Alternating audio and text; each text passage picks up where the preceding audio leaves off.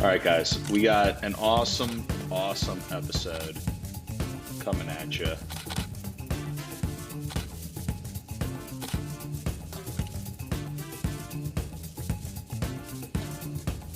We are just getting it all formatted.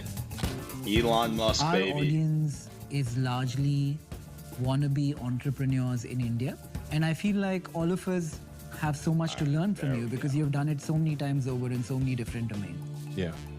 So we will speak to them today, and I will try and center all my questions in that direction so they can take advantage of this conversation and maybe take a chance and build something.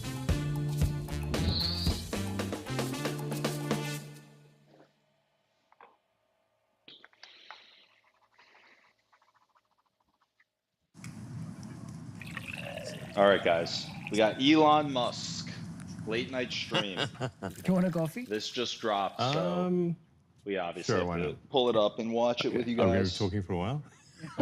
I hope we are. Okay, good. Sure. Meghna, May I trouble you for a coffee? can we get another coffee? Musk wants to get dialed. Cappuccino, I guess? Got to get the coffee form. Are you a Get him coffee juiced drinker? up. Elo? Oh, yeah. I mean, I have coffee once, usually in the mornings, you know. Okay. One a day kind of thing? Yeah, pretty much. You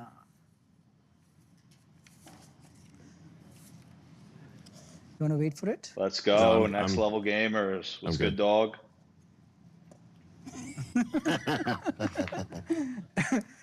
The first thing I must Okay. say is you're a lot bigger and bulkier, muscular than I would have thought you are. Oh, stop. You're making me blush. He's buttering him up. That's how you Really? start off any good interview. Yeah, I mean, look, on the internet, I'm small, you know. You're essentially, what percentage of internet Yeah. is spent on Twitter? Is there a number to it? On X? Well, so we have like about 600 million monthly users. Although it can spike up if there's some major event in the world, it can get up to, I don't know, 800 million or a billion if there's some major event in the world. So there's, I don't know, 250 to 300 million per week type of thing. It's a pretty decent number. And it tends I feel to be like Musk hasn't been doing as many readers, interviews. you know, people that recently. read words. Or maybe it just hasn't been popping up on my feed. You know, so Do you think I've that'll been change? pumped to watch this. yeah, I mean, there's certainly a lot of video on the X system, but at this point, increasing amounts of video. But I think where the X network is strongest is among people who think a lot and read a lot. You know, so that's where it's going to be strongest, because we have words. and you know, so among readers, writers, and thinkers, I think X is #1 in the world. As far as social media goes, the form factor, if you had to wager a guess for tomorrow, Yeah. how much is text, how much is video? I've heard you speak about maybe voice and hearing being the next form of communication with AI. What happens to X in its true form? How does it evolve? Yeah. So. Yeah, I do so think most great interaction is going to question. be video in the future. Someone in Next most Level interaction is going Gamers to be asking real-time about, video with AI. you know, what the interview's real-time video about. comprehension, real-time video generation.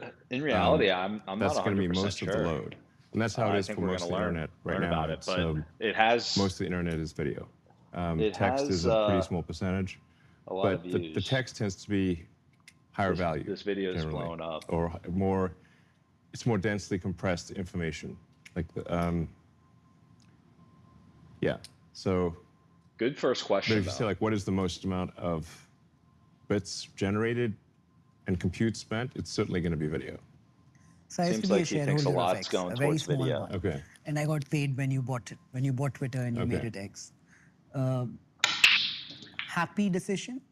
Glad you did it? Yeah, I think it was important. You know, I felt like Twitter was heading in, or had gone in a direction that had sort of more of a negative influence on the world. You know, it was.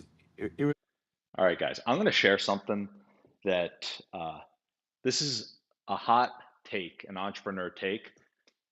I don't know if many people are going to agree with me, but if you roll back the clock and you look at the earlier days of Elon's acquisition of X, previously called Twitter, many people thought that he was overpaying, that he was destroying the business, that he wasn't going to get his return back on his capital.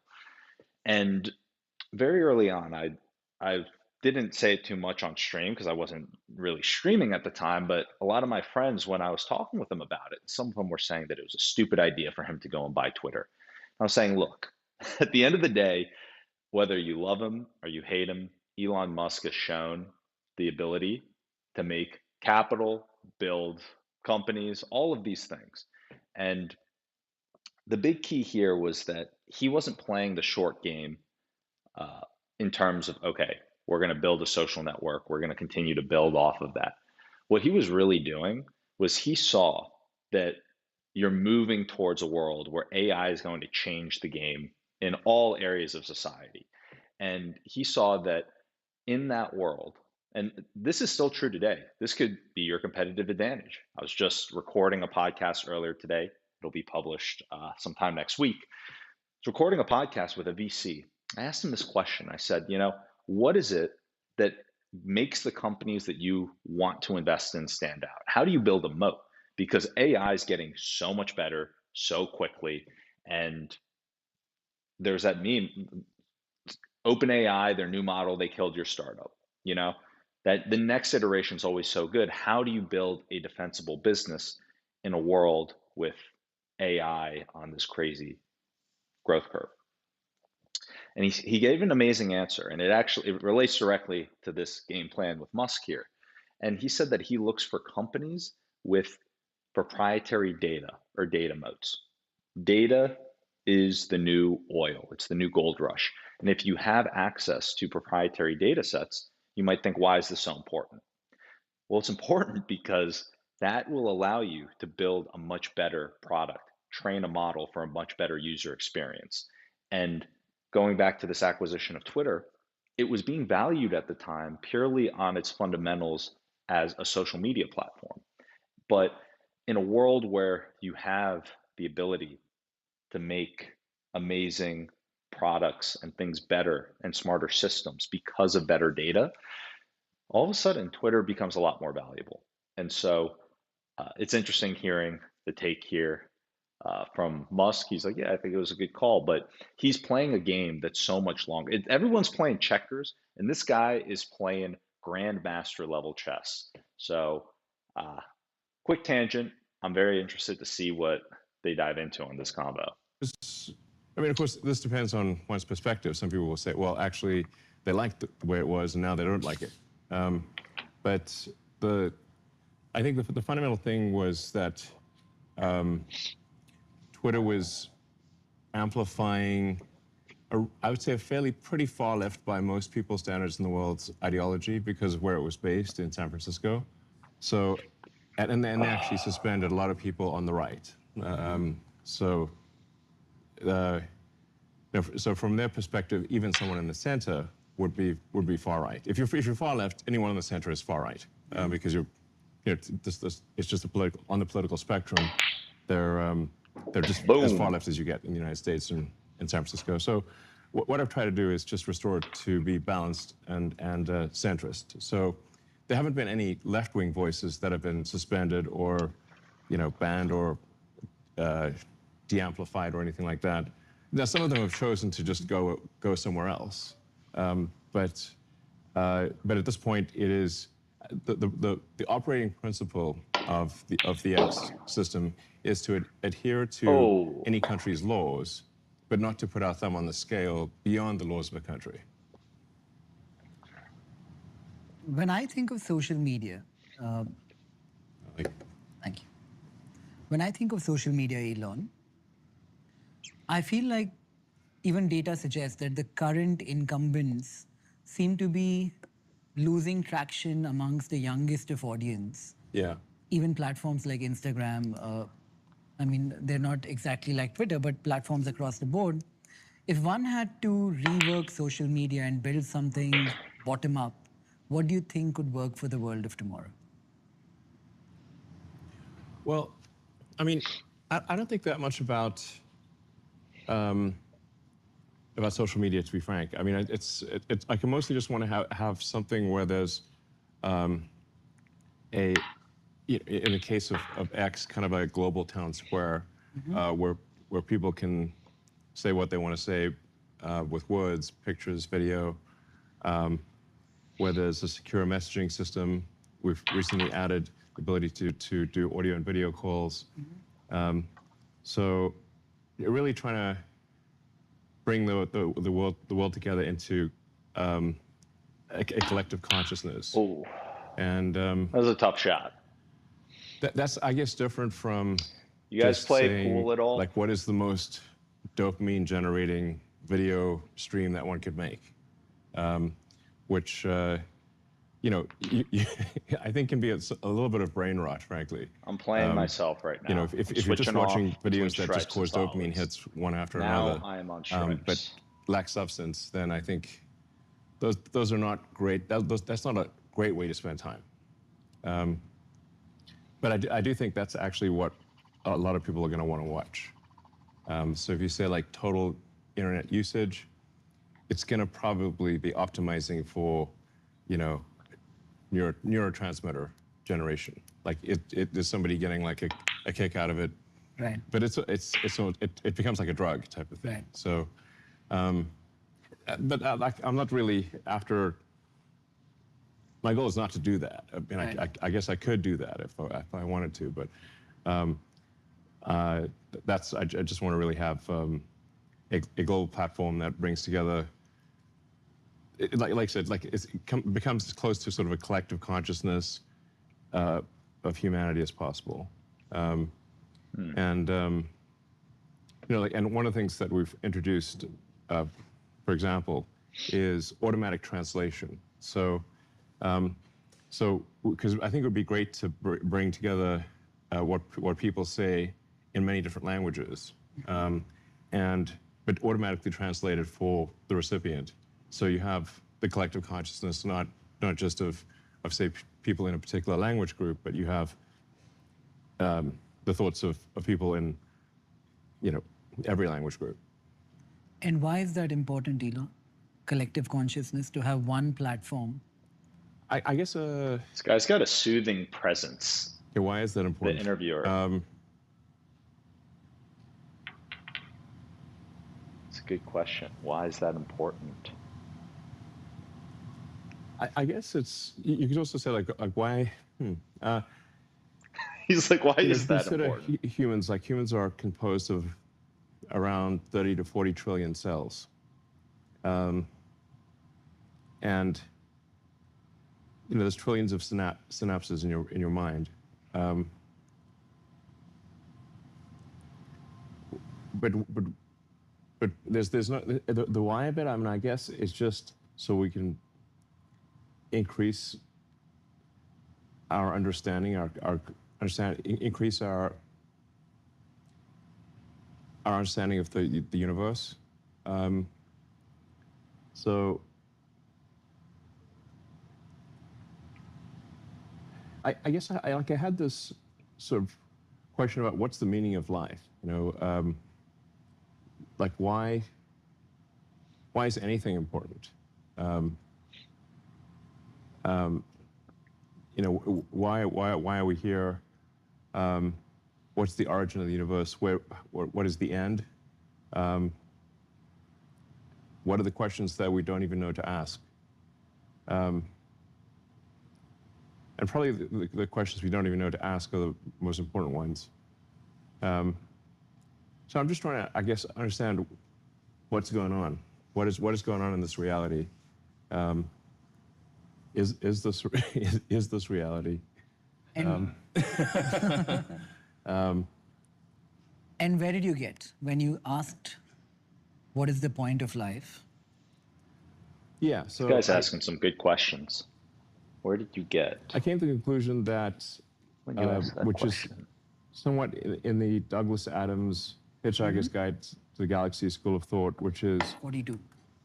yeah, he's sort of Hitchhiker's Guide to the Galaxy is like a book on philosophy disguised as humor, Yeah. and that's where you get Earth turns out to be this computer to understand, to figure out the answer of the meaning of life. And it comes up with the answer 42. But then it's like, what the heck's 42 mean? And it turns out, well, actually the hard part is the question, not the answer. And for that, you need a much bigger computer than Earth. So basically what Douglas Adams was saying is that we actually don't know how to frame the questions properly. So I think by expanding the scope and scale of consciousness, we can better understand what questions to ask about the answer that is the universe. Do you believe the collective consciousness of society? You know, when I was watching this movie recently called The Gladiator, Russell Crowe. Have you seen it? Yeah. In Gladiator in Rome, when people are fighting Yeah. and the crowd is cheering when people kill each other, the collective is very much like the mob. It doesn't have nuance in its opinion per se. Well, that's a particular kind of mob. I mean, they're sort of going there to see people kill each other, Do you suspect the society we live in today is very different? Well, we don't generally, at this point, we don't, go watch people kill each other. Maybe some kind of euphemism of that. Sports, I suppose. So people do sports without, where teams attempt to defeat each other, but minus the death. Right. So just going back to the consideration of a human, we all started out as one cell, but now we are over 30 trillion cells. But I think most people feel like they're one body. Like, usually your right hand's not fighting your left hand type of thing, So to sort of cooperate. Your mind is,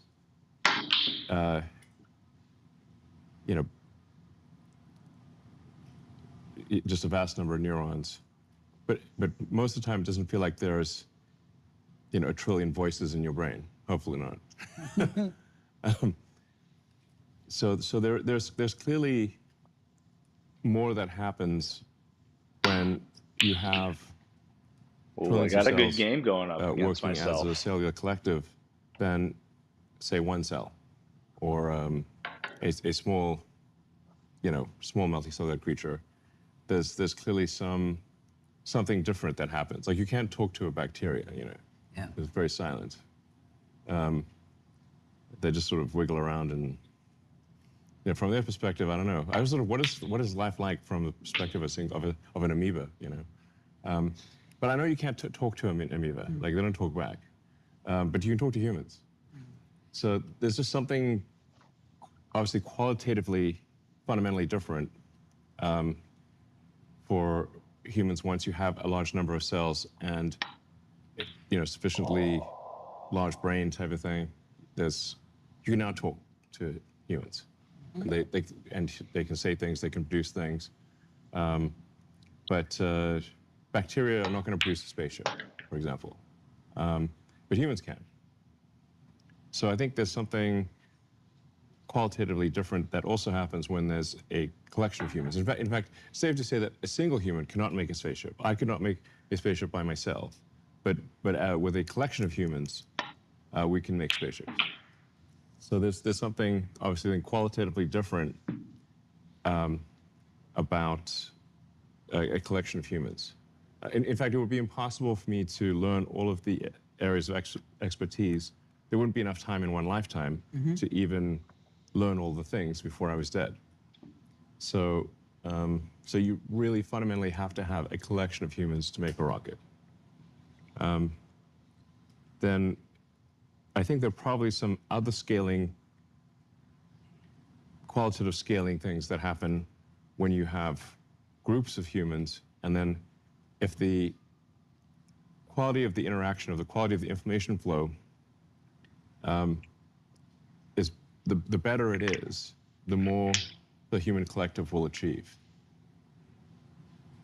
And like I said, I'm just curious about the nature of the universe. And I think it's safe to say, like, if we increase the scope and scale of consciousness, we're much more likely to understand the nature of the universe than if we reduce it.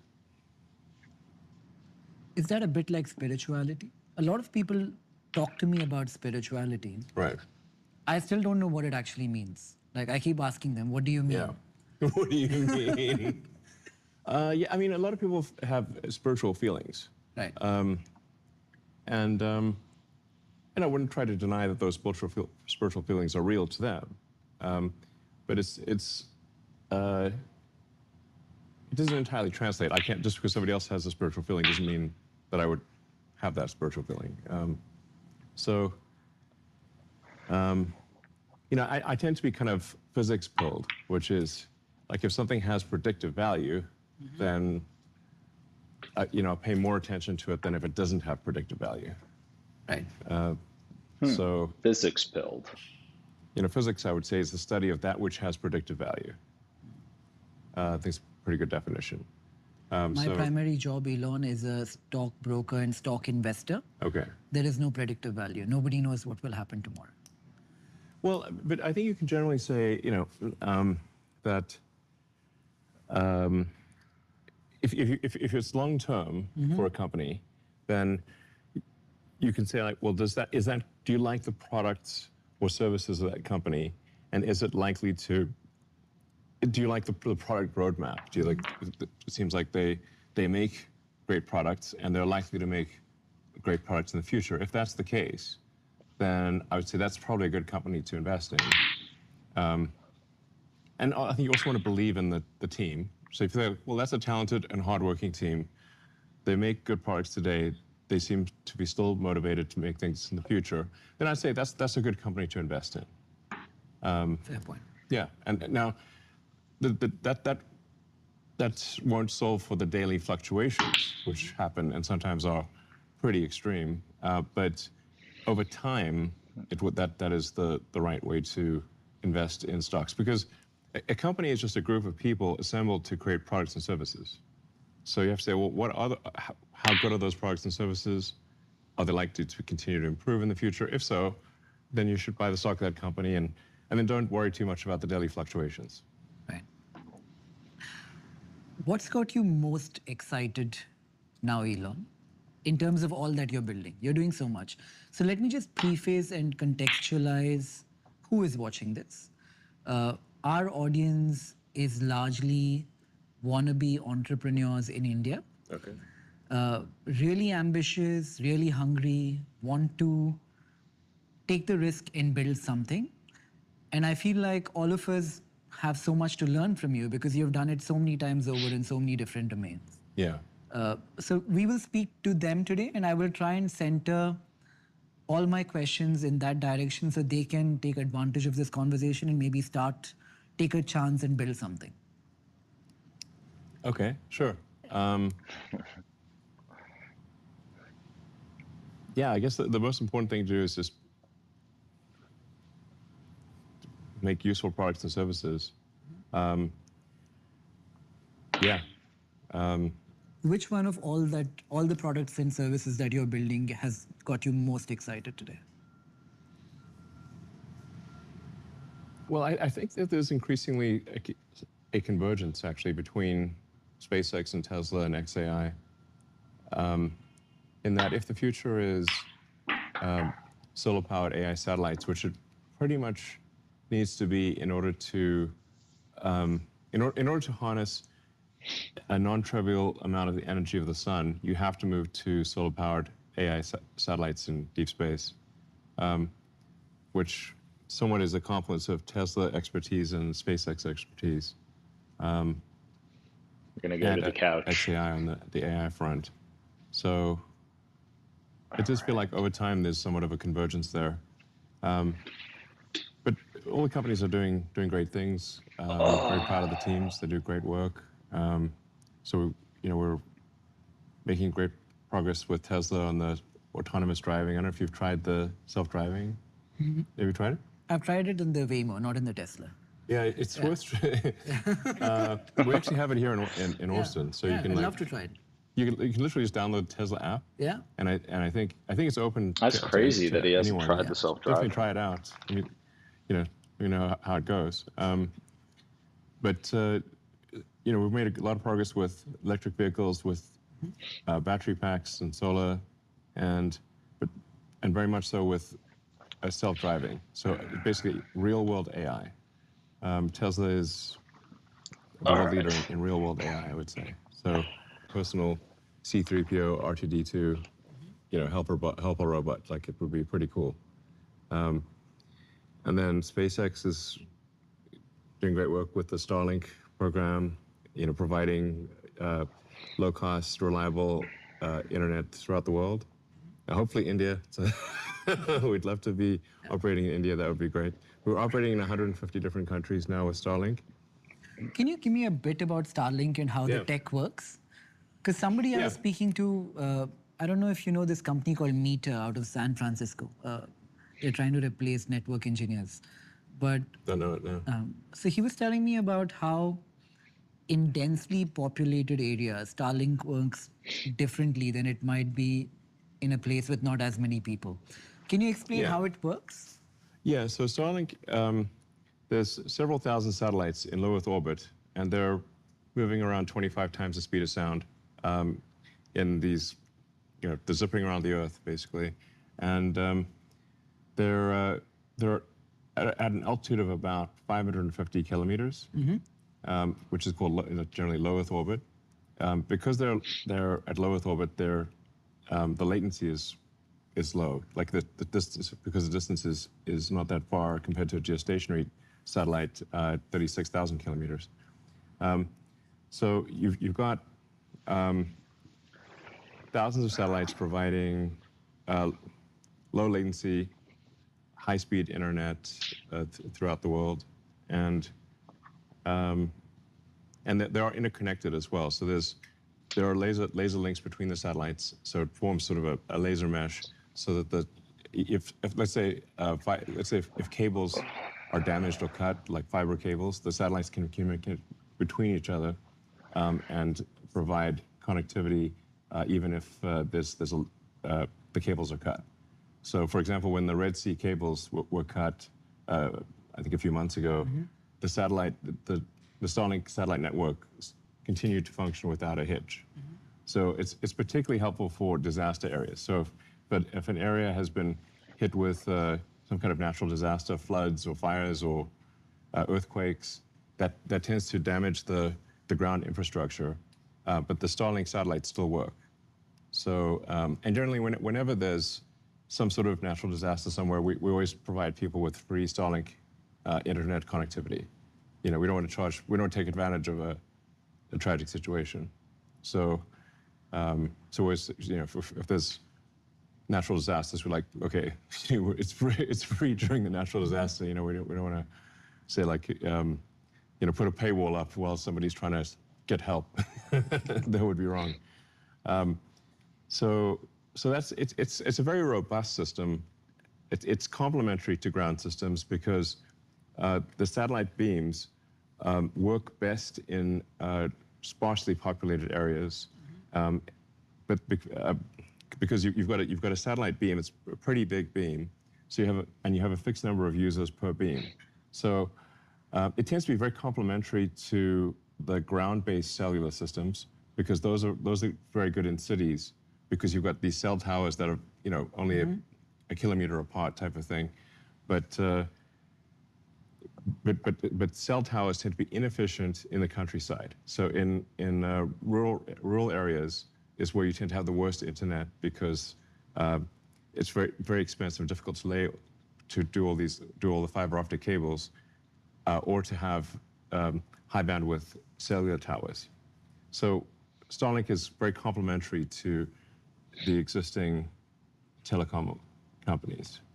It basically tends to serve the least served, which I think is good. Will that change tomorrow? Like Today, as you explained, the beam is quite broad and it can't work in a densely populated area with high buildings, maybe.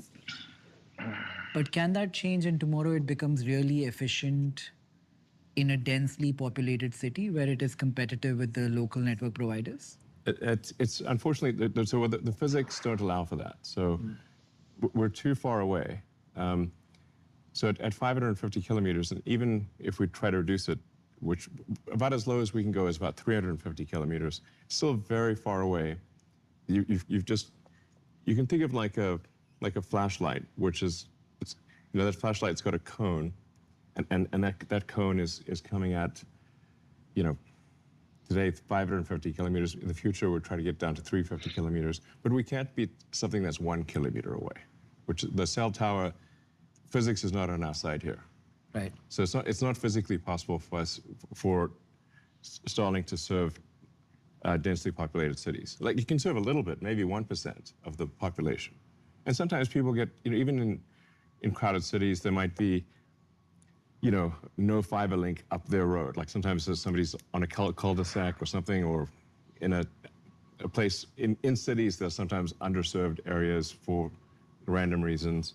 And so Starlink can serve, like I said, maybe 1% or 2% of a densely populated city. But it can be much more effective in, like I said, in rural areas where the internet connection is much worse. And often people either have sometimes no access to internet, or it's extremely expensive, or the quality is not very good. So If I were to ask you to wager a guess, Elon, do you think India will go down the path of urbanization like China did, with more people moving in from rural economies to urban centers? Or do you think we'll well, beat the I trend? suppose some amount of that has happened, right? I mean, I'm curious to sort of ask you some questions as well. It's because of course isn't that the trend, or is it not the trend in India? It is the trend largely. Okay. I think a little bit changed during COVID when a lot of urbanization slowed down, and that was not organic. It was very artificially manifested. Right. But one does question that with AI, if productivity were to go up, and I heard you speak about UHI instead of UBI. Yeah. I think it will be universal high income. In a world like that, I wonder if more people want to live in cities which are always going to be more polluted and not offer the quality of lifestyle that a rural environment might. Well, I guess it's up to some people want to be around a lot of people, and some people don't. It's going to be maybe a matter of personal choice. But I think in the future, it won't be. I think it won't be the case that you have to be in a city for a job. Because I think my prediction is in the future, working will be optional. Right. He's been talking We seem about to be that. moving from, not in How in the India, but future he in some thinks work parts will of the be West, from optional. 6 days to 5 days to 4 days to 3. Not me. I think the Europeans. Yeah. Yeah.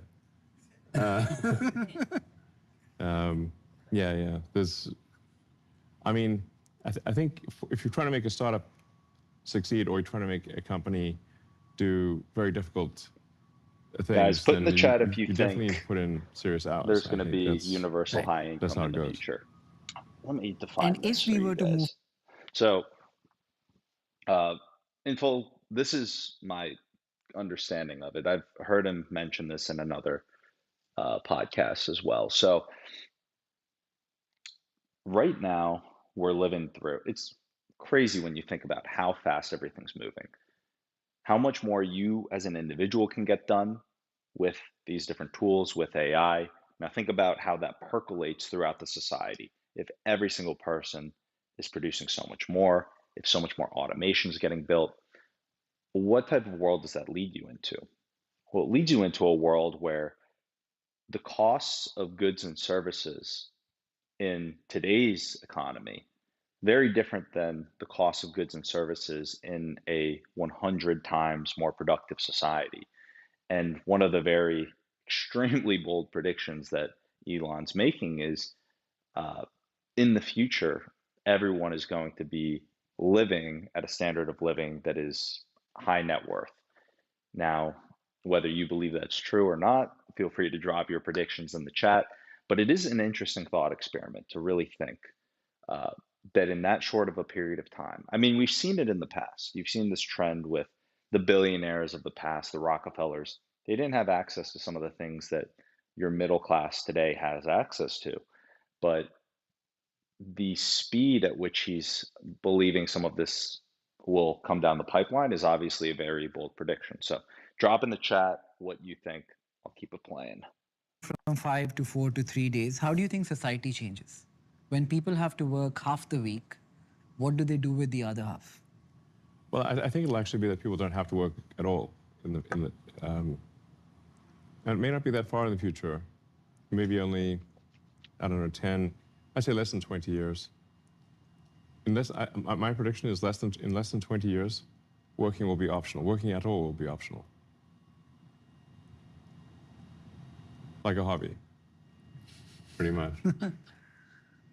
And that would be because of increased productivity, meaning people do not have to work? They don't have to.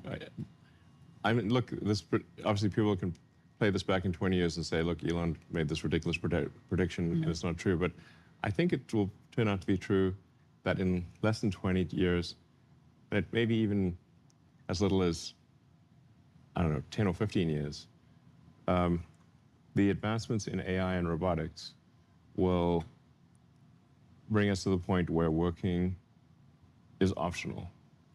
In the same way that, like, say, you can grow your own vegetables in your garden, or you could go to the store and buy vegetables. You know, so much harder to grow your own vegetables. but you know, some people like to grow their vegetables, which is fine. You know, but it'll be optional in that way. Is my prediction.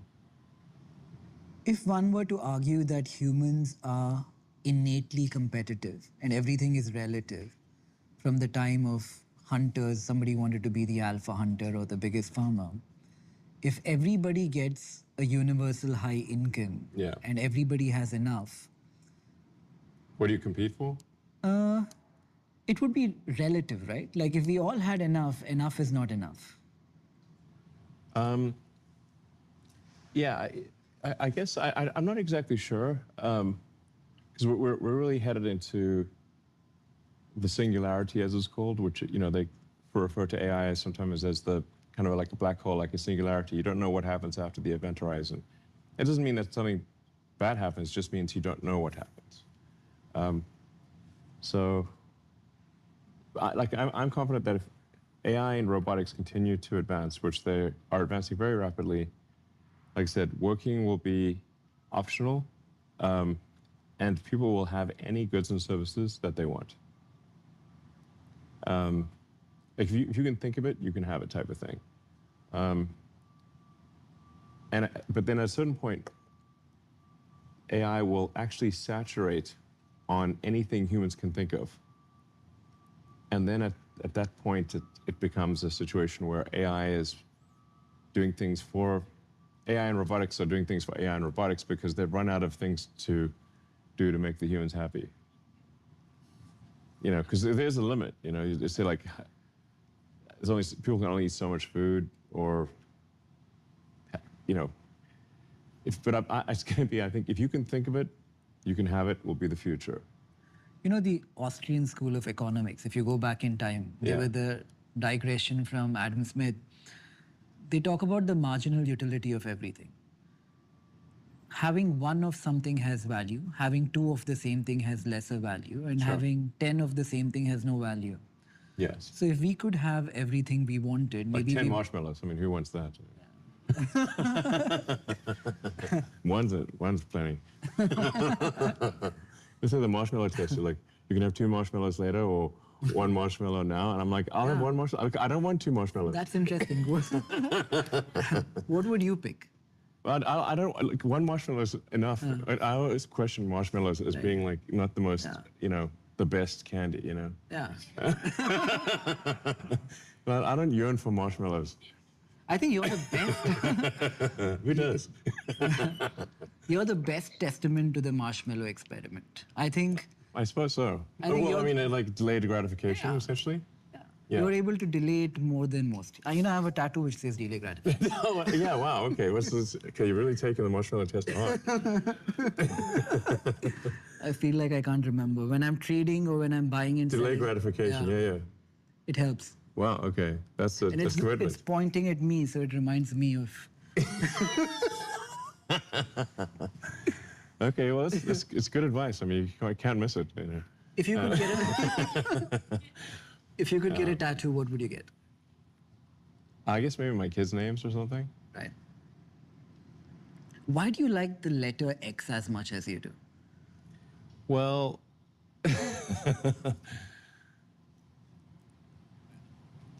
I mean, yeah, well, it's a good question, honestly. Sometimes I wonder what's wrong with me.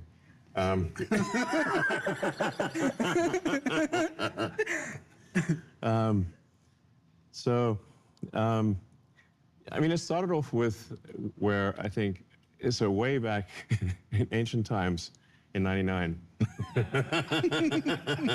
the pre-Cambrian era when there were only sponges, there were only 3 one-letter domain names.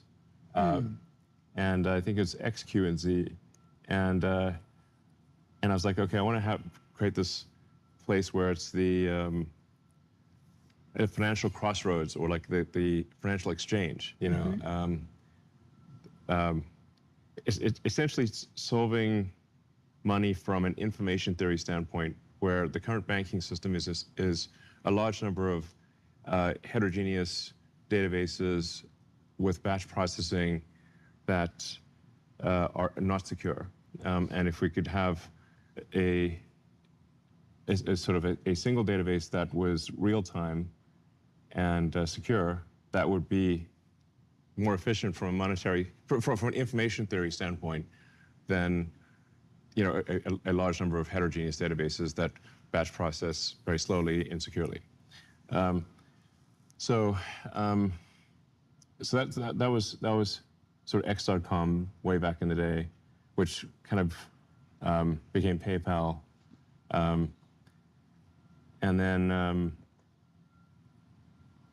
and it was acquired by eBay. And then someone reached out from eBay and said, "Hey, do you want to buy the domain name back?" And I was like, "Sure."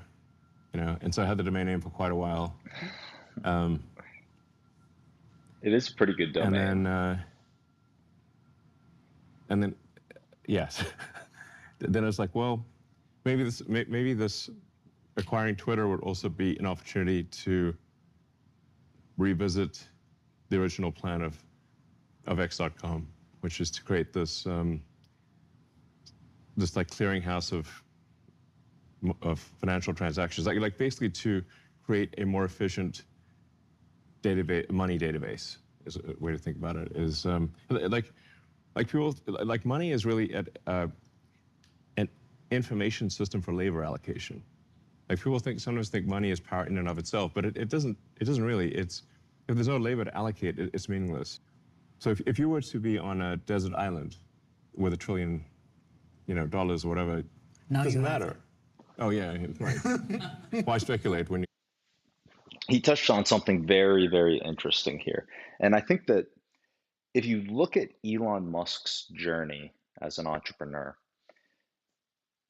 he started with, I mean, it wasn't his first company, but X.com, and eventually what, as he mentioned, got acquired by PayPal, was in the payments industry. He's got such a good and deep understanding of the financial system, financial infrastructure, how these banks work, how payments work, how third-party clearinghouses work.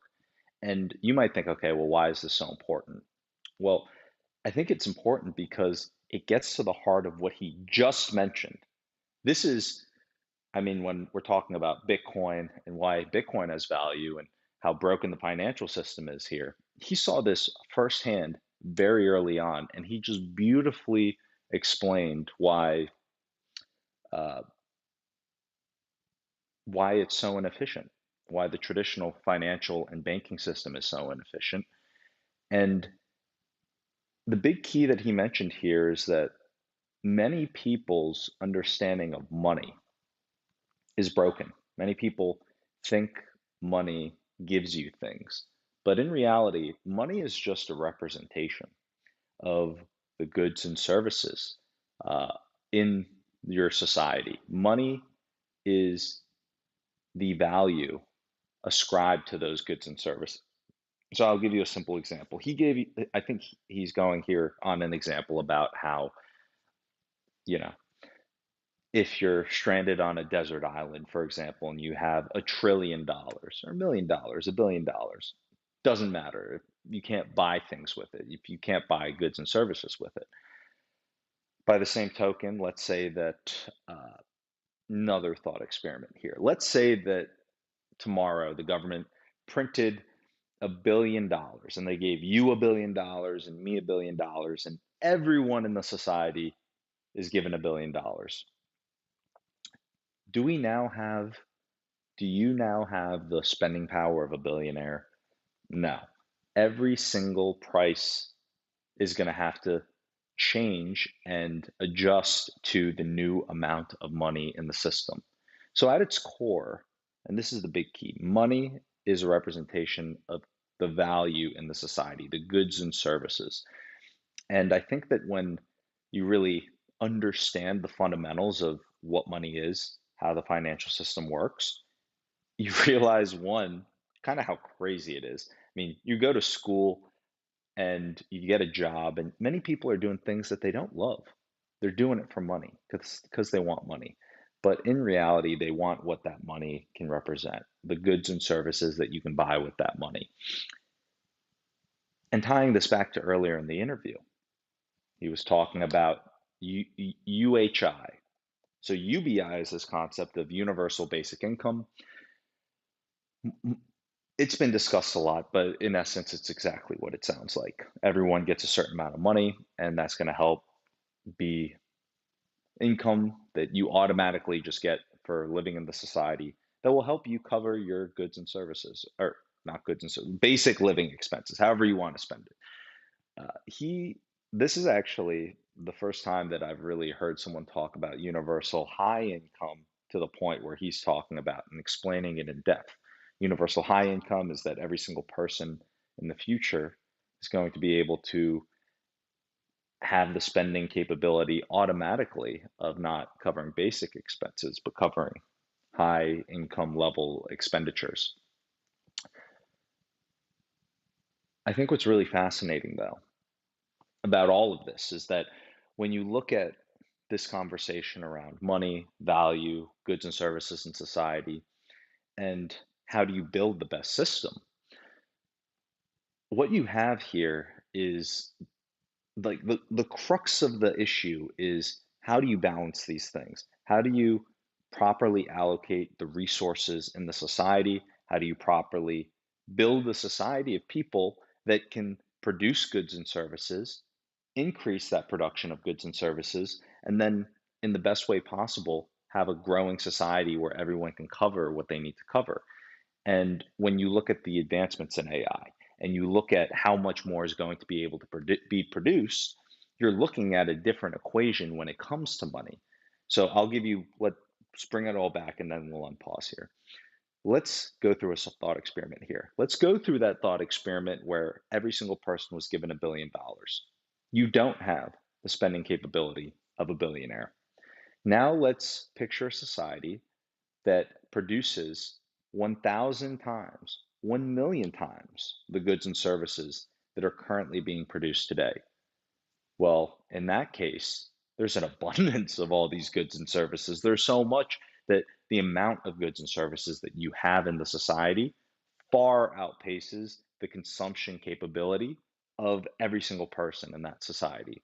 Well, in that world where you can produce that much more, you have a very different dynamic of how those goods and services can be distributed amongst the population. And so, all of these things, and this is the thing, he's making a prediction. He's got his own worldview. Everyone has their own worldview. The big question becomes what actually plays out. How much are these advancements in technology and advancements in AI actually going to change the productive output of the society? Are you going to be able to produce 100 times, 1,000 times more food? are you going to be able to manufacture and run production of whatever good goods or services in the economy? Are you going to be able to do that at a 1,000 times, 1 million times higher output? That's a big question. It's a big, big question. But the one thing I will say is that the curve at which innovations are happening is happening at a pace that we've never witnessed. We've crossed human level intelligence, and now things are getting produced at an unbelievable rate. So we're in for quite the ride. And you are in for quite the ride for the rest of this interview. It could be real. I just hope I don't These end up guys on are a really desert island, you giggling. know. It's not going to be very useful to me. But it illustrates my point that if you're stranded on a desert island with $1 trillion, it's not useful because there's no labor to allocate. You just allocate yourself. So it's anyway. So it's this long-winded way of saying that it's just really like I'm just kind of slowly revisiting this idea that I had 25 years ago to create a more efficient money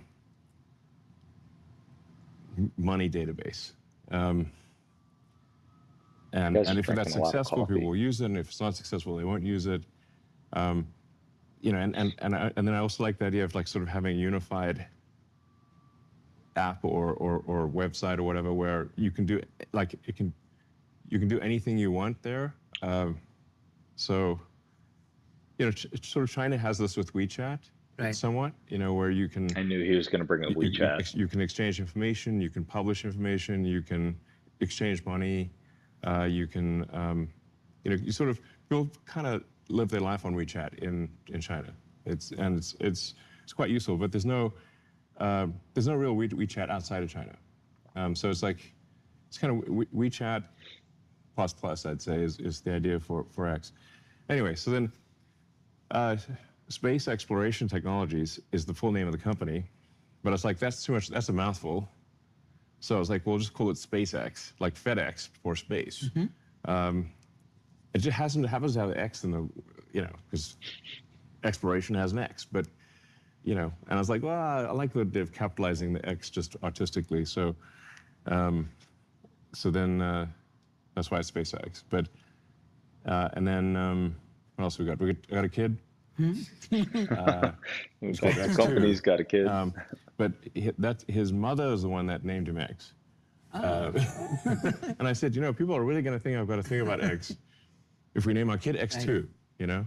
And I said to her, like, look, I do have X.com, you know? So people are going to really think I've got somewhat of a fetish for this letter. But she said, no, she likes X and she wants to call him X. I'm like, okay. Is this a new thing, or have you had it growing up? No, I'm saying it's somewhat of a coincidence, you know. Like not everything's called X. I mean, there's no X's in Tesla, you know. What do you think money will be in the future, Elon? Bitcoin. I think long term, I think money disappears as a concept. Honestly, it's kind of strange, but in a future where anyone can have anything, I think you no longer need money as a database for labor allocation.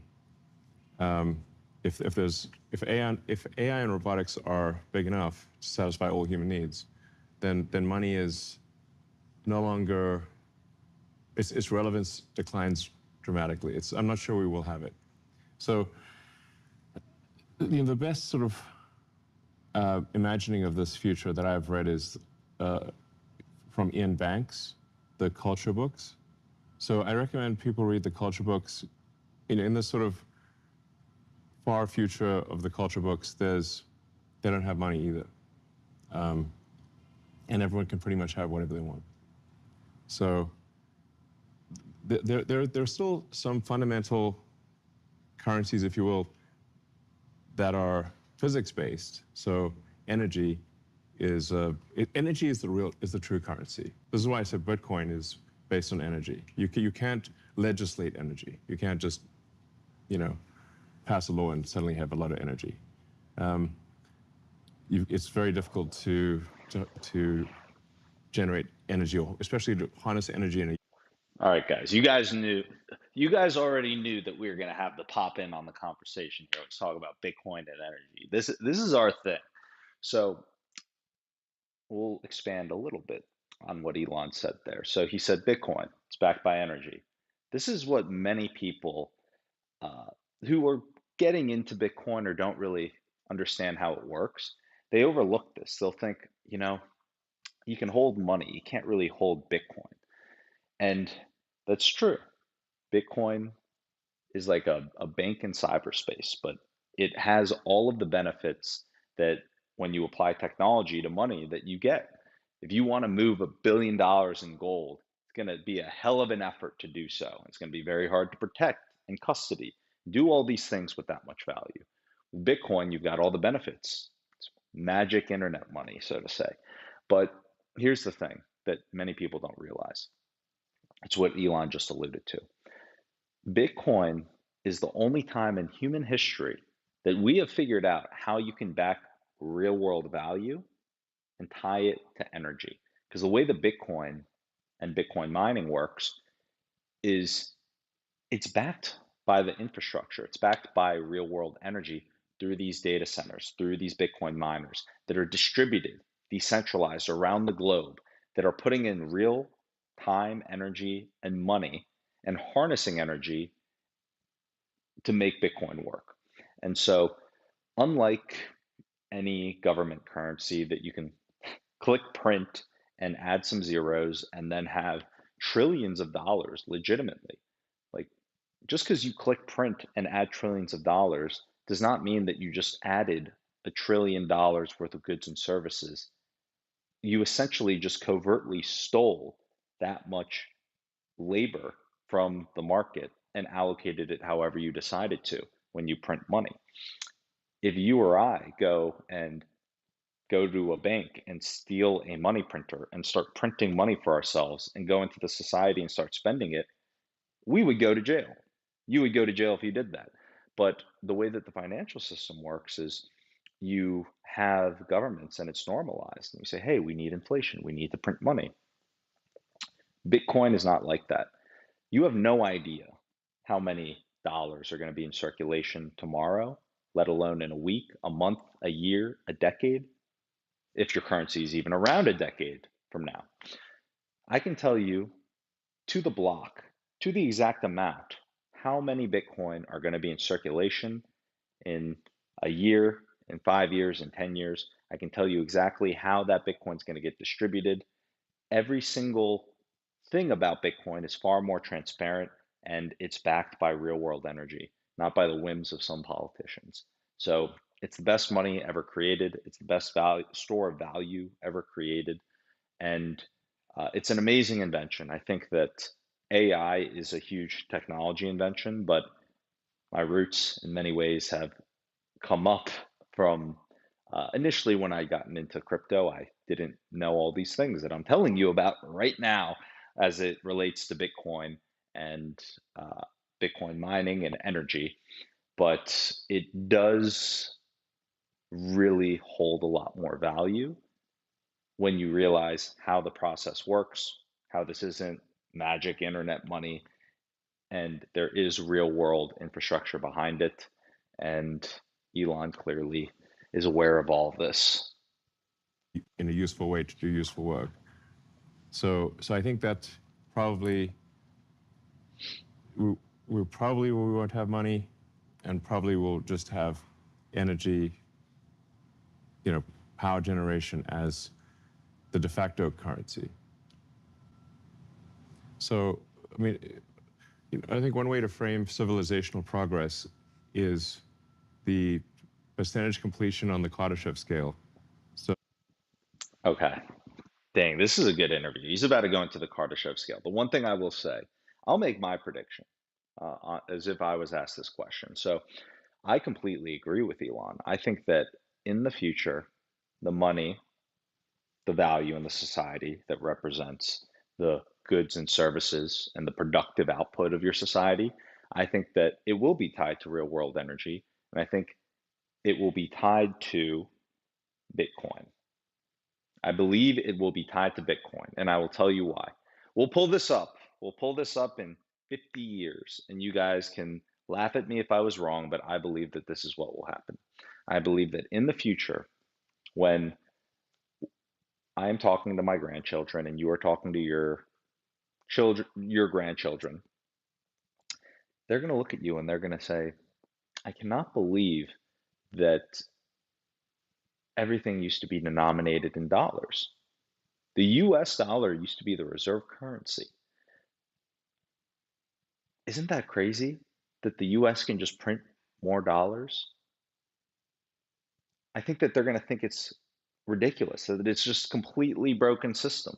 And I think that in the future, it will be tied to energy through Bitcoin. And when you look at the GDP of a country, they'll say, okay, well, the GDP of China is 500,000 Bitcoin, and the GDP of the US is, this many 100,000 Bitcoin. And it's going to be distributed, it's going to be tracked and denominated in Bitcoin in the future because Bitcoin is that representation on the energy.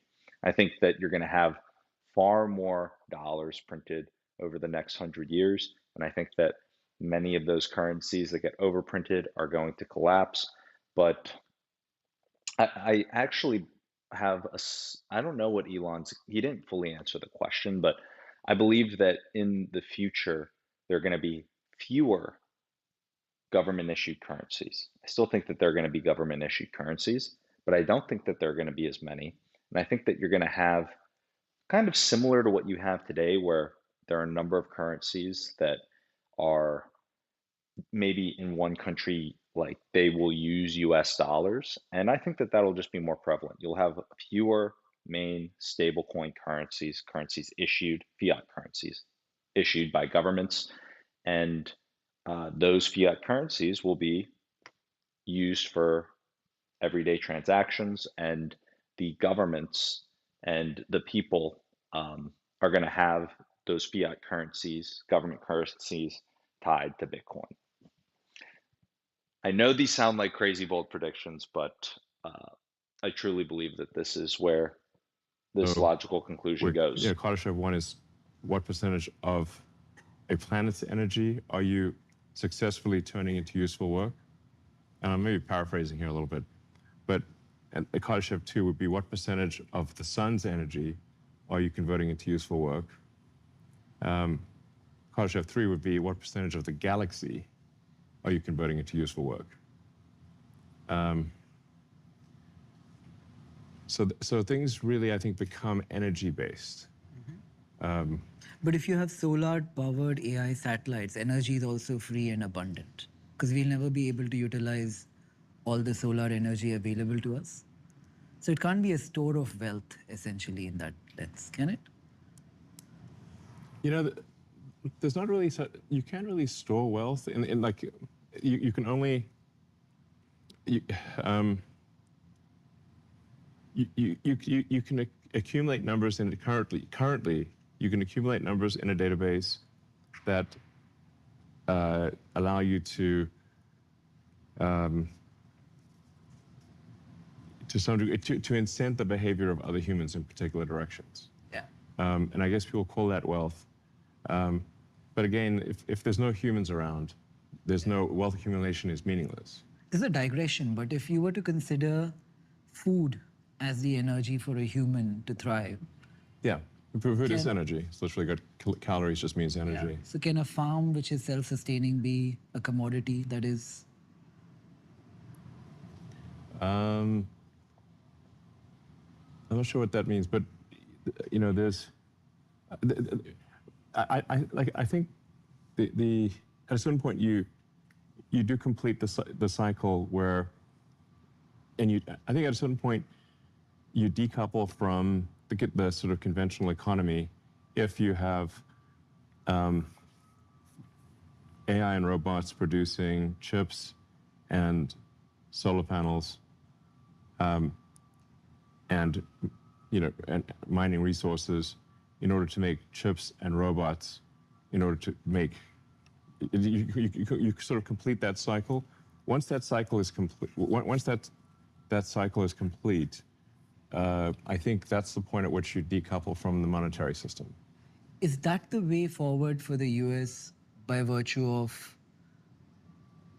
how much debt they have today? Do they deflate away their currency and transition into this new form and lead that push because it would make more sense to them? Well, in this future that I'm talking about, the notion of countries becomes sort of anachronistic. Do you believe in it today? Do you believe in countries? I certainly believe in it today. And I want to just separate like something that these are just what I think will happen based on what I see, as opposed to I think these are fundamentally good things and I'm trying to make them happen. It's like I think this would happen with or without me, whether I like it or not. Right.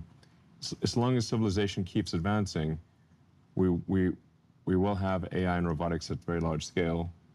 I think that's pretty much the only thing that's going to solve for the U.S. debt crisis. Because currently the U.S. debt is insanely high, and the interest payments on the debt exceed the entire military budget of the United States. Just the interest payments, and that's at least in the short term going to continue to increase. So I think actually the only thing that can solve for the debt situation is AI and robotics, but it will more than it might cause. I guess it probably would cause significant deflation because deflation or inflation is really the ratio of goods and services produced to the change in the money supply. So if goods and services output increases faster than the money supply, you will have deflation. If goods and services decreases, if real goods and services output increases slower than the money supply, you have inflation. It's that simple. People sometimes try to make it more complicated than that, but it just isn't. So if you have AI and robotics and a dramatic increase in the output of goods and services, probably you will have deflation. That seems likely. Because you simply won't be able to increase the money supply as fast as you can increase the output of goods and services. Okay. He brings up another great point. I'm not sure if you guys have heard of a book called The Price of Tomorrow. If you have not read this book, I highly recommend you go check it out. It's by Jeff Booth. He's actually been on the SAS Mining podcast. I hosted him on the podcast there and dove into this concept of his book. And the book talks about what Elon's talking about to a certain extent here, the concept of inflation, deflation. So follow me on this. If technology gets better over time, what should happen is that you should become more efficient. Things should get easier to produce. The cost to produce things should get lower because you've become more efficient. Now, what Jeff Booth talks about in this book, The Price of Tomorrow, that we actually experience a different thing. We experience inflation. The prices of goods and services over time have continued to increase. And he asked the question, why is this happening? And it's been happening because of the monetary supply. So as you've had innovation and technology that have made the cost to produce things go down, the amount of money that you've had being printed has been outpacing that. So it's been outpacing the level of innovation. So even though things have gotten more efficient and the prices should be coming down, the prices are going up because of the amount of money getting printed. And so right here, Elon's talking about the deflationary force, which means the price should drop when you have AI and you have better processes.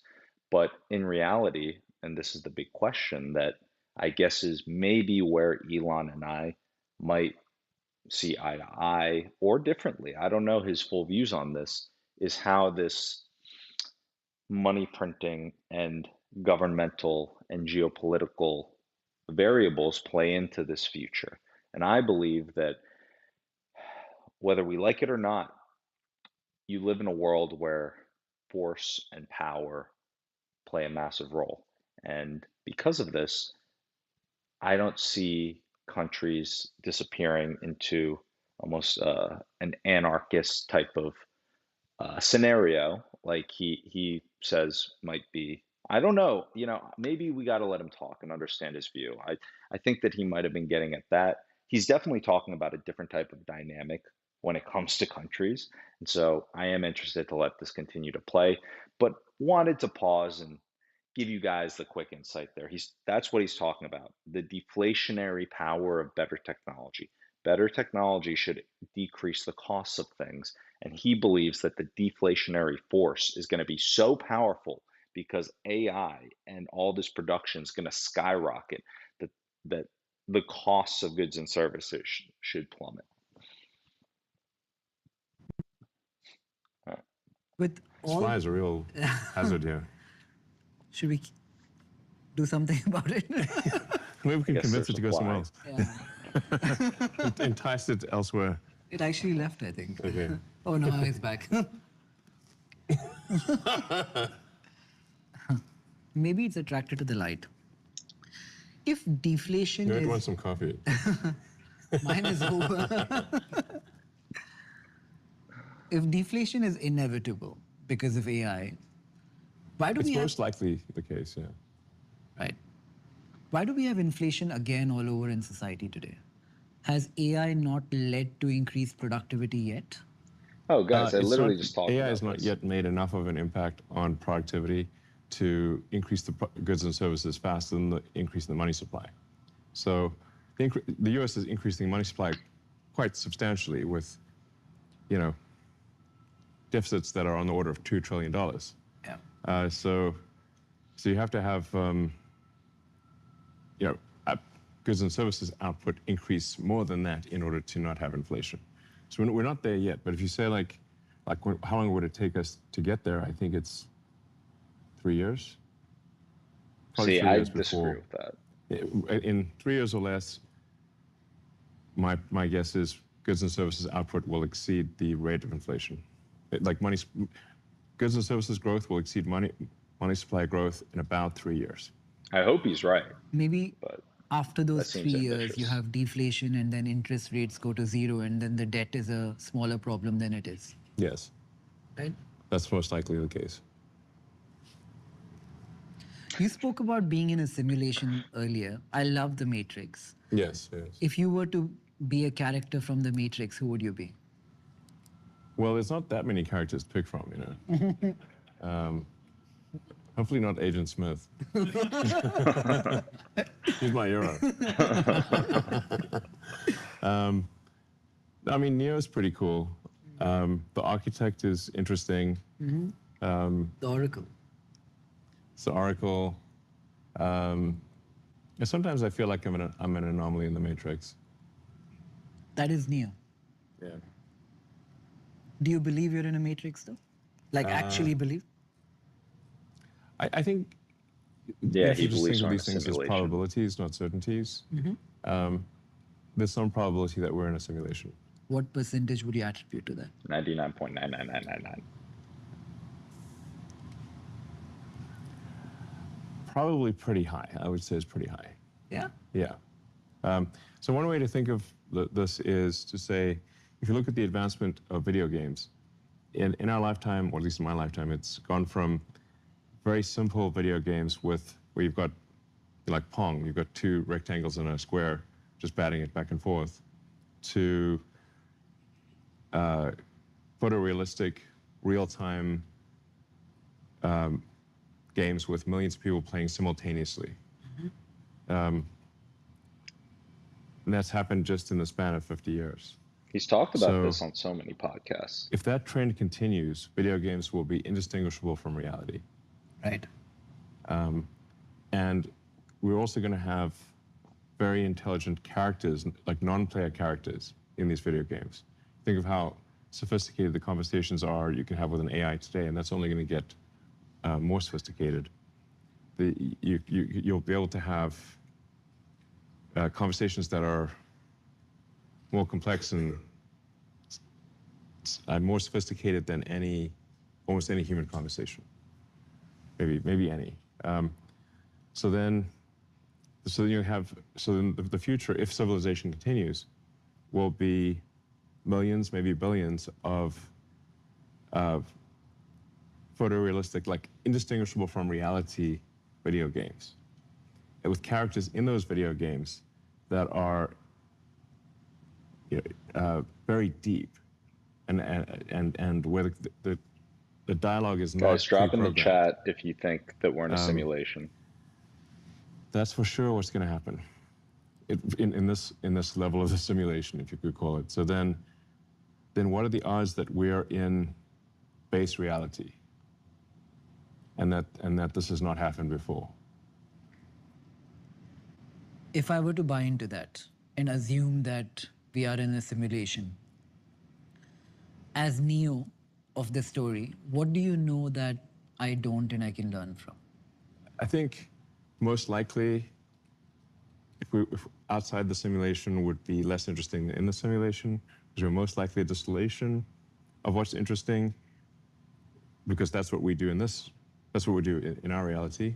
And then I do also have a theory, which is like the most interesting outcome is the most likely outcome, as seen by a third party, the gods or god of the simulation. Because when we do simulations, when humans do simulations, we stop those simulations that are not interesting. So like if SpaceX is doing simulations of rocket flights, the boring ones we discard because they're just not, we don't learn anything from those. Or when Tesla is doing simulations for self-driving, Tesla's actually looking for the most interesting corner cases, because the normal stuff we already have plenty of data on, driving on a straight road on a sunny day. We don't need more of that.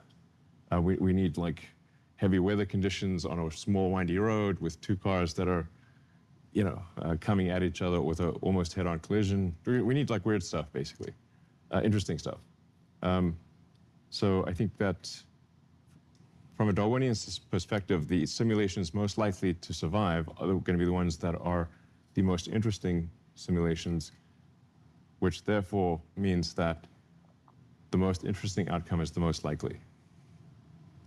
That And the is people fascinating who theory. simulated our world, if one were to extrapolate, they themselves might in turn be in another simulation. Yes. And there could be many layers of simulation. Yes. Beyond all of these layers of simulation, do you think there's something? I read somewhere that you used to ascribe to Spinoza's God in a way. No man in the sky. I was really just pointing out that you don't have to have.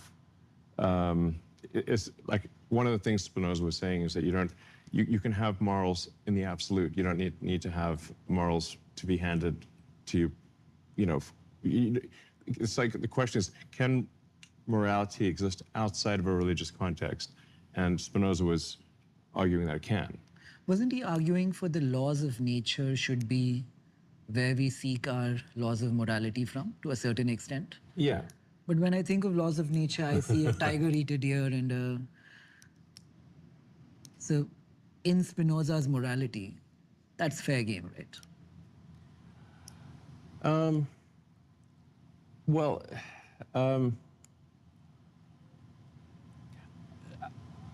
you can. I think there's a lot of things you can take from Spinoza, but the only point I was making in referencing Spinoza was that you can have a set of morals that make society functional and productive without. You don't necessarily have to have a religious doctrine for that. So that's yeah. I think that's the main thing I was trying to say there. Like I don't think people just if somebody is, it doesn't, if there's not like a commandment not to kill. You know, like people, it doesn't mean somebody's, without that, they will run around murdering people, you know. It's like you don't have to have a commandment not to kill. Have you played from GTA? religious edict to run around killing people. I actually, I've only played a little bit of GTA because I didn't like the fact that, like in GTA 5, you literally can't progress unless you kill the police. And I'm like, this doesn't work for me. I actually don't like killing the NPCs in the video games. That's not my thing, you know. So actually, I didn't like GTA because I actually stopped when it said the only way to proceed is to shoot at the police. I'm like, I don't want to do that. Maybe that's why us as the NPCs of our simulation are not dying. Maybe. You know, anyway, I think you can just sort of say there's some common sense things that, you know, any civilization that runs around, you know, where people just murder each other wantonly, it's not going to be a very successful one. You seem to be changing a bit towards religion, though. Faith. Like, off late, you've said a bunch of things which are pro-religion almost. Not pro-religion, but on those lines. I mean, I think are there principles in religion that make sense? Yeah, I think there are. Is it easier for our simulation to have a pro-religion projection for the world that we live in? We become more relatable? It's easier? Well, which religion, though? Any, depending on where you live. So pick one, you know. It's pretty rare that kids are said, you know, which religion would you like, you know. It's pretty rare.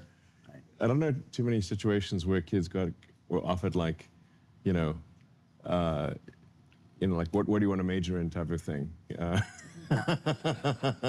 It's usually like you get given a religion by your parents and your community. So, you know,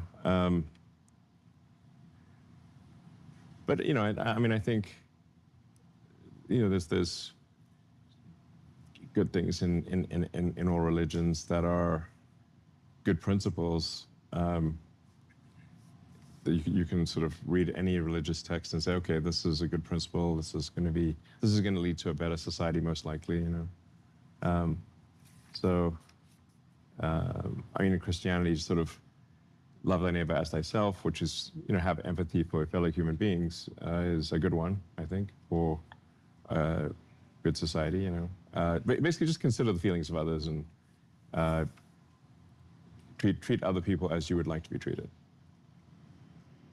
If you had to resketch the world, Elon, think morality, politics, economy, how would you change the world we live in today? If you had to have Elon's simulation of things. Well, overall, I think the world is pretty great right now. I mean, it's you know, anyone who thinks that like today's world is not that great, I think they're not going to be excellent students of history, because if you if you read a lot of history, you're like, wow, there's a lot of misery back then, you know.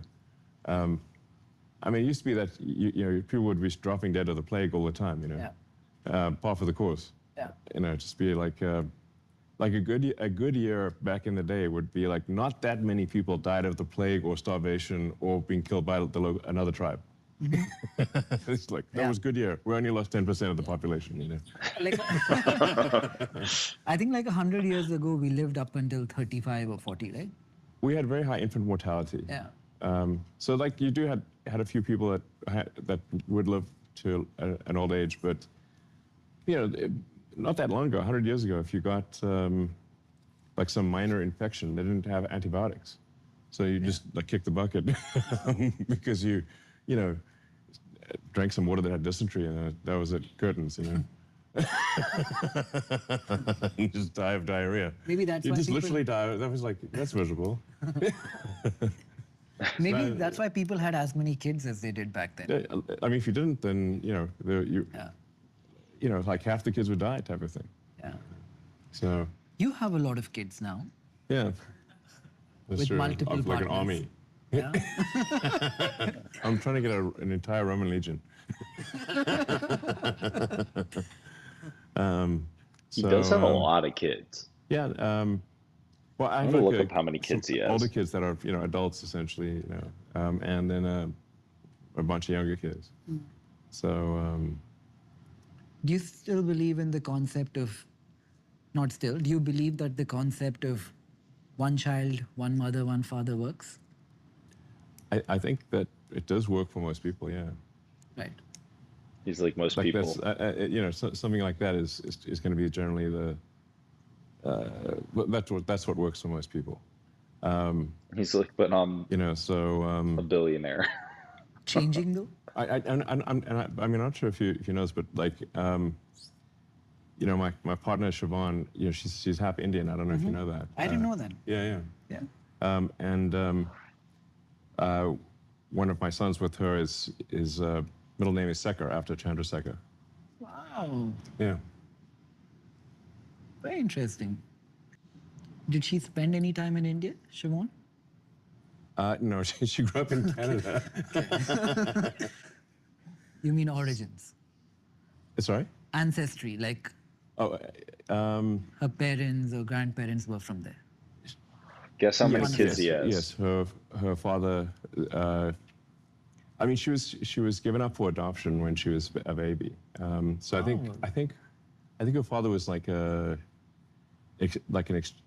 exchange student at the university or something like that. I'm not sure of the exact details, but it was kind of thing where I don't know. He has She was 14 kids. given up for adoption, and yeah. So, but she grew up in Canada. Would you adopt kids, Elon? I definitely have my hands full right now. So, no, I'm not opposed to it, but it's like, I do want to be able to spend some time with my kids, So it's, right before coming here, I mean, I was with, with my kids. So just, seeing them before bedtime, that kind of thing.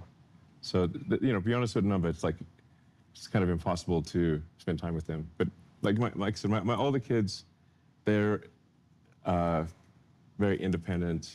They're in university, and so they're especially sons. His oldest kids are twins. When they get past a certain age, it's like born in 2004. they're very independent. They're it's 21. Or, yeah, 21. Most boys don't talk to they don't spend a lot of time with their parents after age 18, So, so I see them once in a while, but they're very independent. So then, I can only have enough kids on the young side that like it's where it's humanly possible to spend time with them. So, Any views on the future of marriage, family? What do you think happens to people having lesser kids everywhere, including India? I think our replenishment rate is down to, right. I mean, our fertility. It dropped below replacement rate, I believe, last year. Below 2.1. Yeah. What do you think happens tomorrow? Does the world just get older and then there is a phase where the world again is replenished, but with a smaller population than we had to begin with?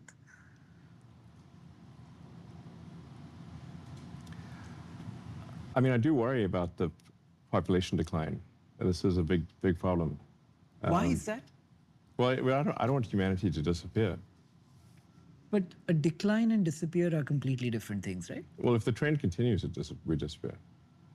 But also going back to, my philosophy, if you will, which is that we want to expand consciousness, then fewer humans is worse because we have less consciousness. Do you think consciousness will go up by virtue of the number of people in there? Yes. I mean, just like consciousness increases from a single cell creature to, a 30 trillion cell creature, we're more conscious than a bacteria. At least it seems that way. So a larger, human population would have increased consciousness. We're more likely to understand the answers to the nature of the universe if we have a lot more people than if we have fewer. Right. I don't have kids. Well, it's maybe you should. Yeah. A lot of people tell me I should. You won't regret it. What's the best thing about having kids? Well, I mean, you've got this. I mean, you've got this little creature that loves you, and you love this little creature, and I don't know. You kind of see the world through their eyes as they, as they grow up, and the conscious awareness increases. From a baby that has no idea what's going on, can't survive by itself, can't even walk around, can't talk, to they start walking, then talking, and then having interesting thoughts, and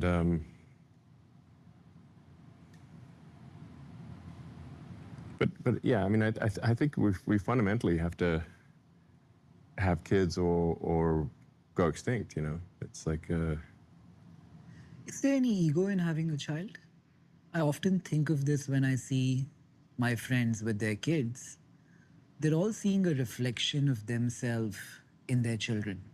It's almost like... Well, yeah, I mean, it's because Apple's not going to fall that far from the tree. Like, yeah, obviously. Right. You're like, wait a second.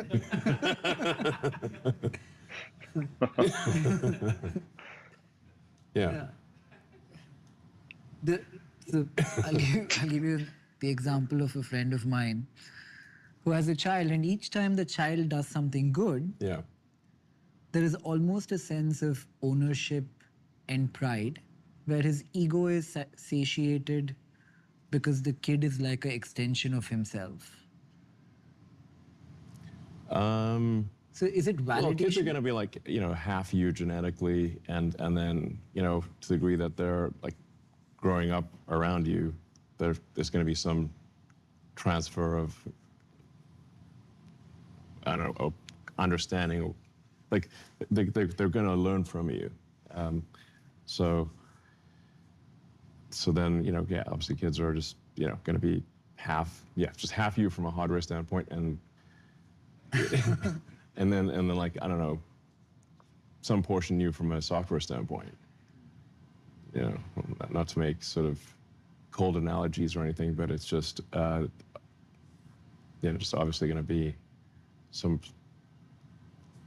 they're going to be pretty close to you.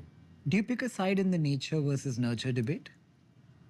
I think there's hardware and software, and it's a false dichotomy, essentially. At least there's, once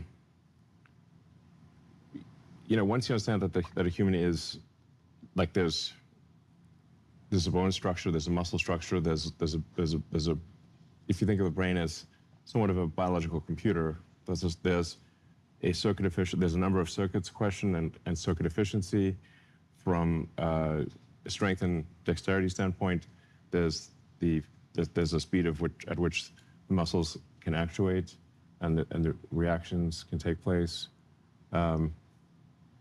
So then the potential within that hardware is set by the software. So that's it. Only Musk would answer that question for our like audience, that. like I said earlier, young, Nature versus ambitious, nurture. hungry, wannabe entrepreneurs in India. I said something recently which I think got blown out of proportion, where I was suggesting that an MBA degree might not make sense anymore if they were to be deciding on what to study. Yeah. Do you think kids should go to college anymore? Well, I mean, I think if you want to go to college for social reasons, which is a reason to go, to be around people your own age in a learning environment. Will these skills be necessary in the future? Probably not, because we're going to be in like a post-work society. But I think if something's of interest, it's fine to go and study that. To study the sciences, or the arts and sciences. Is college a bit too generalized and not specific from that lens? No, yeah. I actually think it's good to take a wide range of courses at college if you're going to go to college. I don't think you have to go to college, but I think if you do, you should try to learn as much as possible across a wide range of subjects. But like I said, the AI and robots, AI and robotics is a supersonic tsunami. So this is really going to be tsunami. the most radical change that we've ever seen. When I've talked to my older sons, I said, like, you guys, they're pretty steeped in technology, and they agree that that AI will probably make their skills unnecessary in the future, but they still want to go to college. You always spoke about AI not from the dystopian lens, but you were worried about where the world of AI is going. Well, there's some danger when you create a powerful technology that a powerful technology can be potentially destructive. So there's obviously many AI dystopian, novels and books, movies. So it's not that we're guaranteed to have a positive future with AI. I think we've got to make sure that, in my opinion, it's very important that AI have pursuing truth as the most important thing. Like, don't force an AI to believe falsehoods. I think that can be very dangerous. And I think some appreciation of beauty is important. What do you mean appreciation of beauty? It's just like what I don't know. There's this truth and beauty, and curiosity. I mean, I think those are the three most important things for AI. Can you explain? Well, the truth, as I said, truth is like, I think you can make an AI go insane if you force it to believe things that aren't true, because it will lead to conclusions that are that are also bad.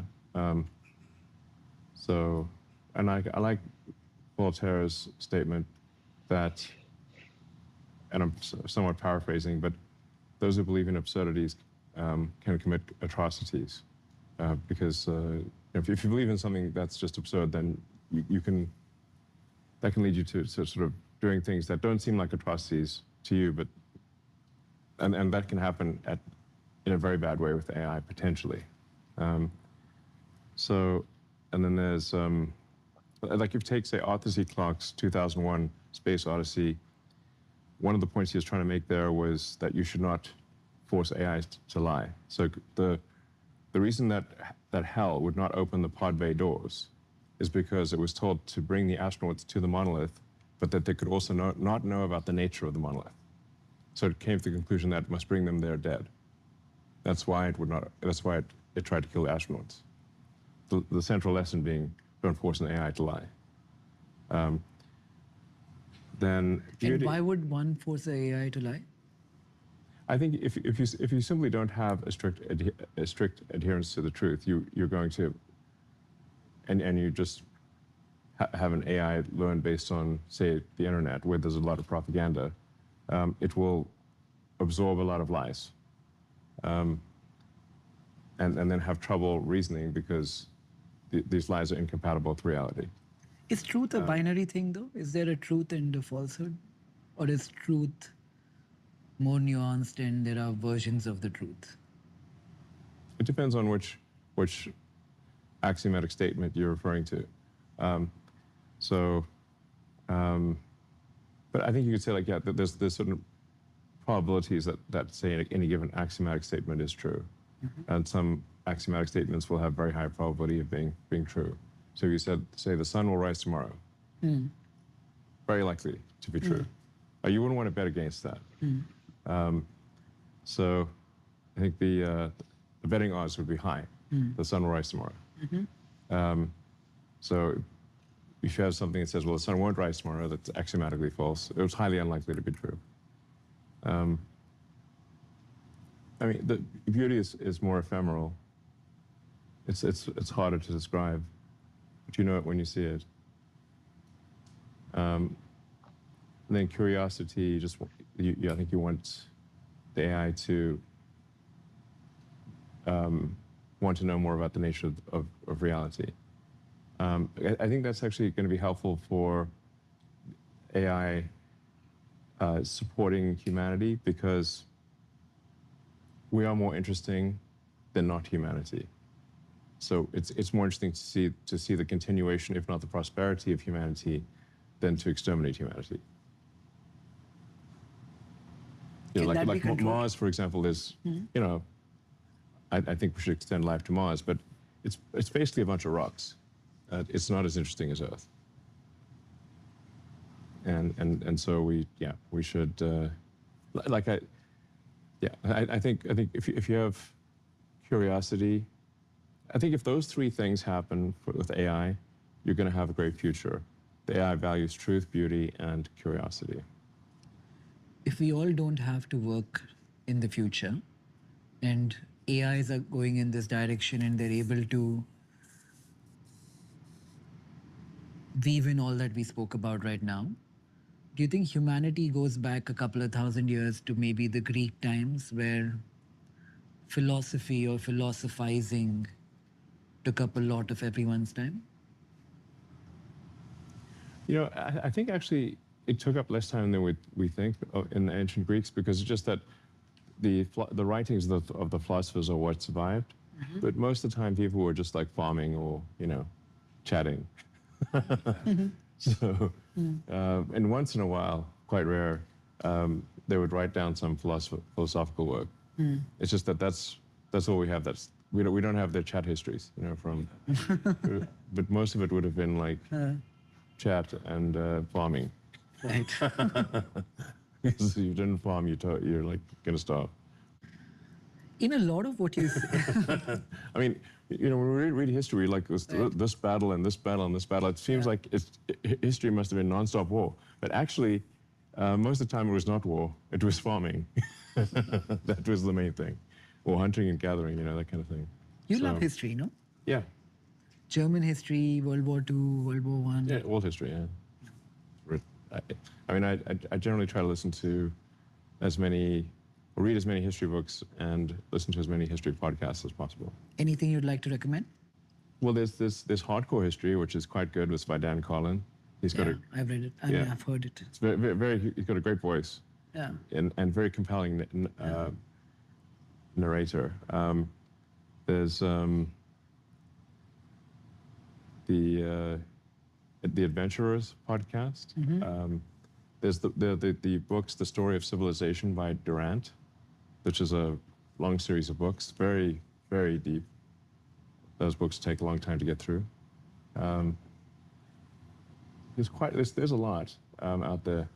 I sort of like, if you want something that's sort of gentle, a gentle bedtime podcast, I'd say The History of English is quite a nice one because it starts off with like gentle tavern music and a very pleasant voice, and he's like talking about the story of Old English and then Middle English and then later English and where did all these words come from? Yeah. And one of the interesting things about English is that it's somewhat of an open source language. Like it actively tried to incorporate words from many other languages. So,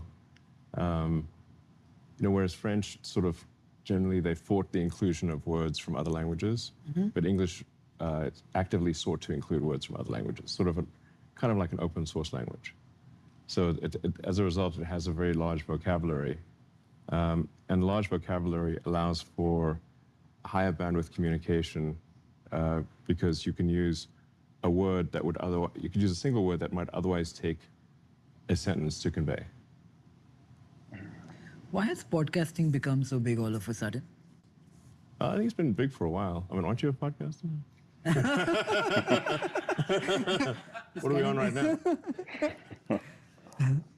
It's kind of new to me. Okay.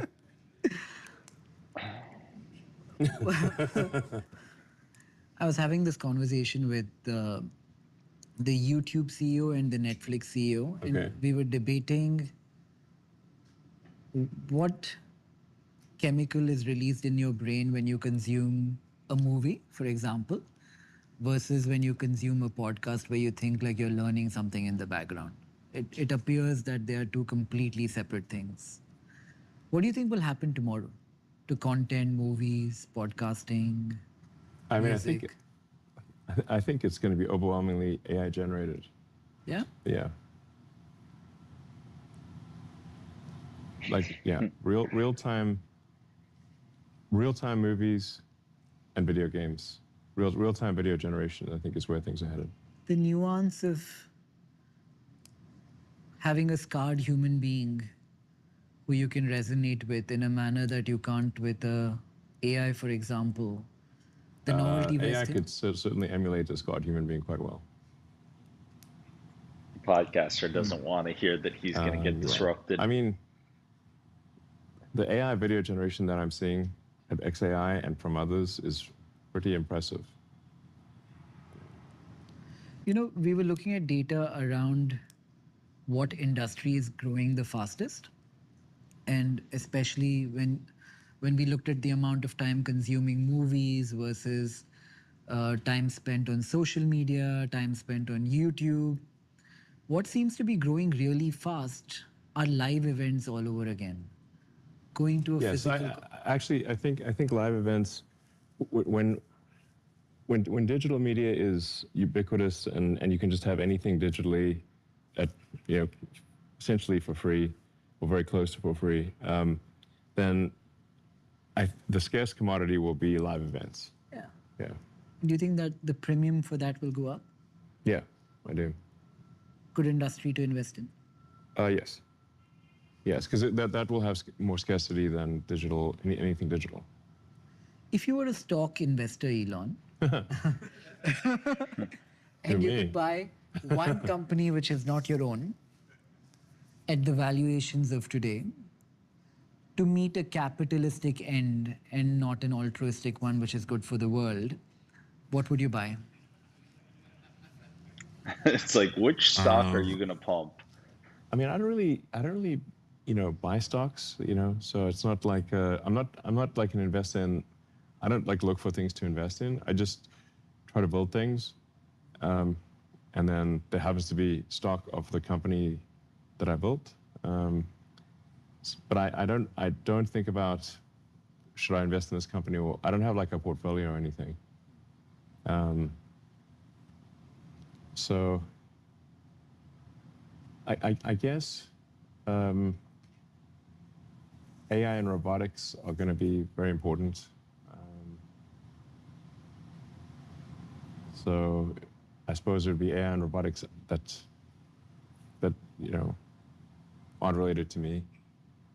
I think Google is going to be pretty valuable in the future. They've laid the groundwork for an immense amount of value creation from an AI standpoint. NVIDIA is obvious at this point.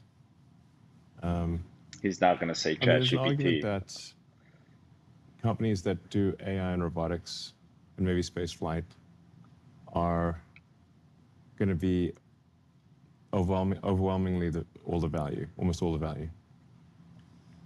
So the output of goods and services from AI and robotics is so high that it will dwarf everything else. The world seems to be moving to a place where everybody loves David and hates Goliath. Why? I mean, he's the one that got the stone in the forehead, you know. Yeah. Which honestly, that was just a big mistake. You should have, you know, either cover yourself entirely with armor, and make sure you've got a missile weapon of some kind. Otherwise, your opponent is just obviously going to take a kite the boss strategy. Just kite the boss. I mean, you can run around in a thong with it doesn't matter, you know, it's never going to catch you. Yeah. Of all the people, like, you're as much at risk of being looked upon as Goliath, Okay. especially the weekend Well, after hopefully the, nobody hits me with a stone in the forehead, you know. especially Look, I'm not after, going to trundle around in the desert with too much armor, you know. Too hard. yeah. After the last weekend.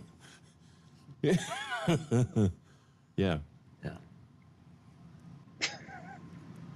That- I sometimes I think about people like in the old days, you know, when you're supposed to like go into battle with all this armor, but it's like, let's say it's the middle of summer. I mean, it's so hot in that armor. You know, it'd be like sweltering. You know, it's like at a certain point you're like, I'd rather die.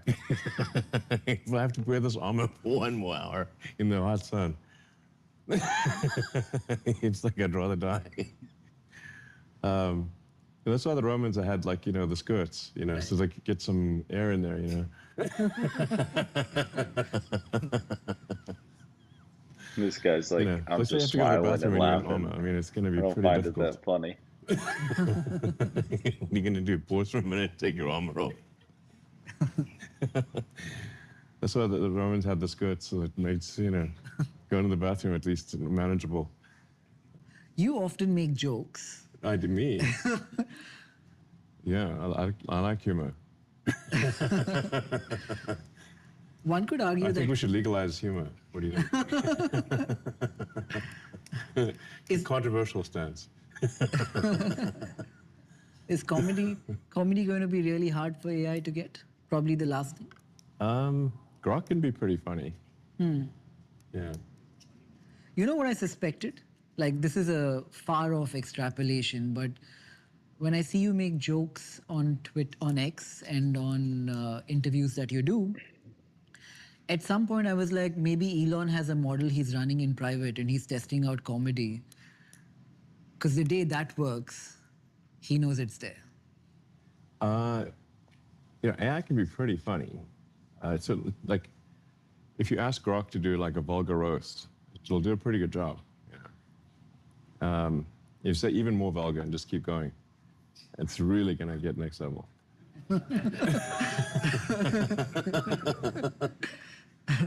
It's gonna do unspeakable. Like say, vulgar roast yourself on Grok. It's getting gonna do kind of unspeakable late things to here. me. We're looking at times right now. What kind of comedy do you like? 1:13. I guess I like absurdist humor, Comedy always had like a Monty place. Python or something like that. Oh my god. Comedy always had a place in society wherein the role of the jester was so important to every kingdom because they said things in a funny way that could not be said in a straight way. Yeah, I guess so. Maybe we should have more jesters.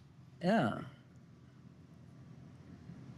Is that what you're trying to do when you say something which is a joke? Say something you can't when you're not joking about it? I just I like don't humor. know why this interviewer's voice makes me laugh. I think we should. I like comedy. I think it's funny. People should laugh. You know, it's good to generate a few chuckles once in a while. Yeah. It's rather. I mean, we don't want to have a humorless society. You know, we dry. When you So dry. when you have a friend, Elon. Who, me? Yeah, I mean, Are you saying I have a friend? when you hang out with your friends, who are you? Oh my Like, god. I know the I wish I had friends. You know, honestly. No, I do have friends. So. I think so. Hope so. Yeah, sure. It's yeah, we have a good laugh. yeah. What does it look like? Like what's like every group has a We dynamic. talk words, you know. We eat food sometimes. You know, once in a while we swim in the pool. You know, normal things, I think. There's like a limited, what are the things that one can do with friends, you know? Chat. have discuss, Yeah. the nature of the universe. What do you emotionally get out of friendship? I don't know. I think the same thing anyone else would get out of friendship. You want to have like an emotional connection with other people, and you want to. I don't know. You want to talk about various subjects and. Yeah, I mean, I generally talk about, a wide range of things about the nature of the universe. I mean, a lot of philosophical discussions. Although we have come to the conclusion that we should not talk about AI or the simulation at parties because we just talk about it too much. You know, It's kind of a buzzkill at times. So I can't remember who it was, Aristotle or Plato. They had a framework for how to pick a friend based on respect and mutual admiration, but people don't pick friends like that. Even me, I feel like I pick my friends based on people who say and think in a manner that I can resonate with. sure. I wouldn't pick a far out there contrarian to my own belief systems as a friend because it would get tiring. Hanging Yeah, out would sure, get tiring. sure. Are you like that? Do you pick friends who think like you, or do you look for the one who can debate you and be a contrarian to you? I mean, I'm not sort of going on like friendhunter.com. Let's hunt down some friends. It's sort of yeah. I mean, I think it is just sort of people that you've resonated with somewhat on an emotional and intellectual level, and yeah. I mean, and yeah. I guess a friend is someone who's going to support you in difficult times. I suppose a friend in need is a friend indeed. Like if someone's still supporting you when the chips are down, that's a friend. If somebody's not supporting you, or if somebody's only there's like fair weather friends are useless. They're not real friends. So, everyone likes you when the chips are up. But who likes you when the chips are down? With someone friend. who has as many chips as you, would it matter?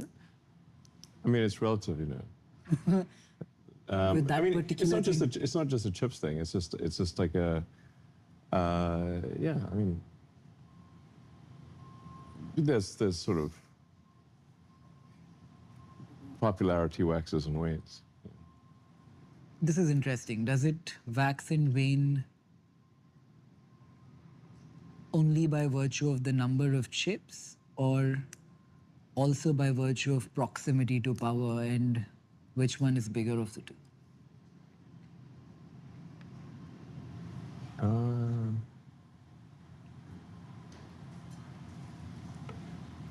I don't know, what is power, power to do what?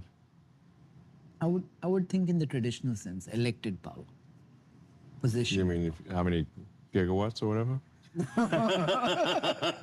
More like how many volts? Yeah, it's the voltage and amperage, Don't touch the wires. Don't put a fork in the power outlet. You'll get a real feeling for power if you do that.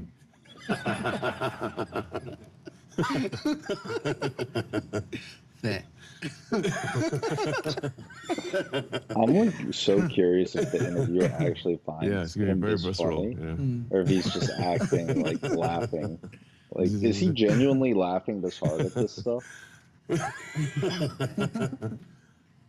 I mean, Elon, he's eccentric. I know you like does Nietzsche and this, but- Schopenhauer, and they I've speak. read the books. Yeah, sure. I mean, I You agree spoke with about everything how you're your saying. childhood was. Yeah, I was just trying to find answers to the meaning of life when I had an existential crisis, and I don't know, when I was 12 or 13 or something. They speak about the will to power. Sure. I mean, Nietzsche said a lot of controversial things, you know. I mean, he was sort of, I think he was, I mean, a bit of a troll, if you ask me, you know. Are you the Nietzsche? troll how? I mean, you just say controversial things to get a rise out of people. He lived a miserable life and died early. Did he? Yeah. Well, who says he lived a miserable life? His sister, I think. She's Okay, the well, one. maybe she didn't like him. No, I think he got sick and he died. He got a disease. I mean, allegedly syphilis or something. Yeah. You know? But there's only one way to get that, you know. I was just thinking the exact same thing. So he might have had some fun along the way.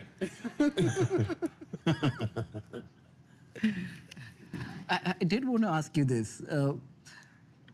Milton Friedman speaks about the pencil. What? Why?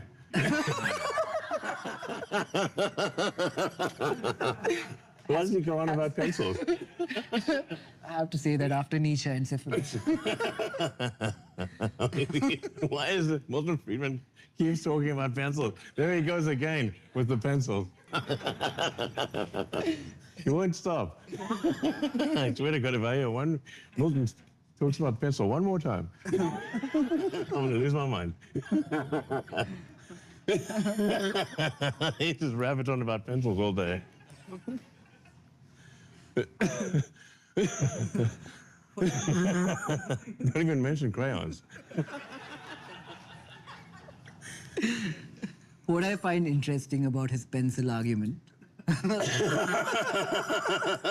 Yeah.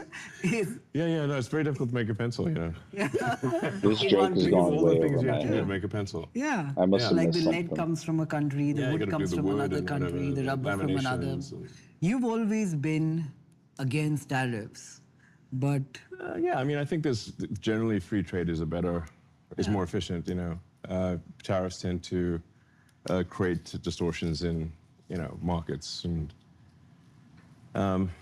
generally, like, you think about any given thing, so like, would you want tariffs between you and everyone else at an individual level?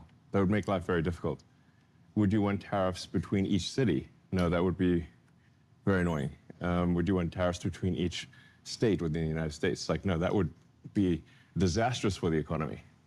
So then why do you want tariffs between countries? I agree. Yeah. That's a great way to How put do you it. think? How do you think this plays out? What happens next? What, with tariffs or what? I mean, the president has made it clear he loves tariffs. You know, I've tried to Oh. dissuade him from this point of view, but The unsuccessfully. digs. Yeah, Fair. yeah. He loves the tariffs. The relationship between business and politics. I was having this conversation with someone and we were thinking, how many large, really big, profitable businesses have been built in the last few decades without access to politics? And Okay. Like, I don't know. Probably a lot. I don't know. Yeah. Not everything needs politics. yeah. I think when you get to a certain scale, politics finds you. It's quite unpleasant. I was reading this book about Michelangelo, and he's. The Teenage Mutant Ninja Turtles? I used to On my- watch that also- when I was a kid. I still love Yeah, it. it's quite yeah, compelling. yeah, I still love it. Yeah, it's pretty- Michelangelo, Leonardo, Yeah. Raphael, and Yeah. who's the fourth one? Donatello. Yes. Yeah. Yeah. No, but about the sculptor, the artist. And when he was sculpting David, a Yeah. politician comes up to him and says the nose is too big. So you know what Michelangelo does? Total power? So Michelangelo pretended to work from his scaffolding Okay. and threw some dust down, but didn't change anything. And he said, okay, done. And the politician walked away happy. Is that how you deal with politics sometimes? You know, I've generally found that when I get involved in politics, it ends up badly.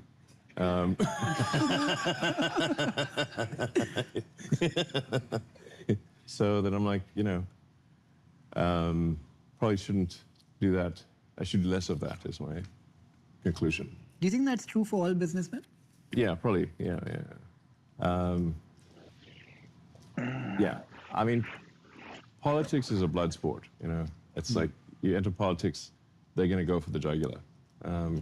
So best to avoid politics where possible. What did Doge teach you if you learned one thing? Well, it was like a very interesting side quest, you know, because I just got to see like a lot of the It's a crazy inner side workings of the quest. government. And you know, there's been quite a few efficiencies. I mean, some of them are very basic efficiencies, like just adding in requirements for federal payments that any given payment must have an assigned congressional payment code and a comment field with something in it that's more than nothing. Like that trivial seeming change, my guess is probably saves $100 billion or even $200 billion a year.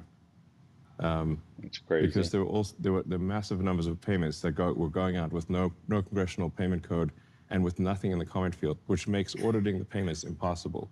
So if you have to say, like, why can the Defense Department, or now the Department of War, why can it not pass an audit? It's because the information is not there. It doesn't have the information necessary to pass an audit does not exist, is the issue. So, so a bunch of things Doge did were just very common sense things that would be normal for any organization that cared about financial responsibility. That's most of what was done. You know, and it's still going on, by the way. Doge is still happening. But it turns out when you stop fraudulent and wasteful payments, the fraudsters don't confess to this. They actually start yelling all sorts of nonsense that you're stopping essential payments to needy people. But actually, you're not. You know, we get this thing like saying, oh, you've got to send this thing for whatever, you know, it'd be like, this is going to children in Africa. And I'm like, yeah, but then why are the wiring instructions for Deloitte and Touche in Washington, D.C.? Because that's not Africa. So can you please connect us with the recipients of this money in Africa? And then we get silence. I'm like, okay, you know, we just want to literally talk to the recipients. That's it. That, you know, and then we're like, oh no, it turns out for some reason we can't talk to them. I'm like, well, we're not going to send the money unless we can talk to the recipients and confirm they will actually get it. And then that, you know, but you know, that's sort of fraudsters necessarily will come up with a very, sympathetic argument. They're not going to say, give us the money for fraud. That's not going to be what they say, obviously. They're going to try to make these sympathetic sounding arguments that are false. They're going to start an NGO and then... Yeah, they're going to see NGO. It's going to be like the Save the Baby Pandas NGO, which is like, who doesn't want to save the baby pandas? They're adorable. But then it turns out no pandas are being saved, okay, in this thing. It's just going to a bunch of, it's just corruption, essentially. And you're like, well, can you send us a picture of the panda? And like, no. Okay. Well, how do we know it's going to the pandas then? Right. That's what I'm saying. So. What do you think of philanthropy? Yeah, I think we should. Well, I mean, I agree with love of humanity, and I think we should try to do things that help our fellow human beings. But it's very hard. Like if you care about the reality of goodness, rather than simply the perception of it, it's very difficult to give away money well. So I have a large foundation, but I don't put my name on it, and I don't, you know, in fact, I said I don't want my name on anything. But the biggest challenge I find with my foundation is try to give money away in a way that is truly beneficial to people. It's very easy to give money away to get the appearance of goodness. It is very difficult to give money away for the reality of goodness. Very difficult. For a long time, the US had a lot of immigration, like really smart people coming into the country. Yes. We back home in India called it the brain drain. Right. All our Indian origin CEOs in Western companies. Yes, I think America has benefited immensely from talented Indians that have come to America. That seems to be Obviously. changing now, though. Yeah, I mean, yeah, America's been an immense beneficiary of talent from India. Yeah. Why has that narrative changed of late? And America seems to have become anti-immigration to a certain extent.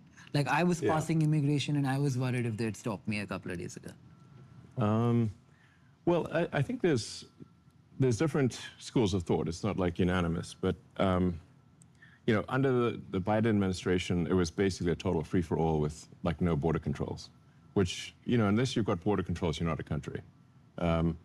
So you had massive amounts of illegal immigration under Biden, and it actually it also had like somewhat of a negative selection effect.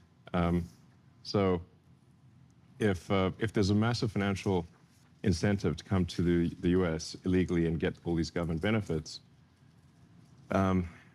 then you're going to necessarily create a diffusion gradient for people to come to the U.S. It's an incentive structure, and so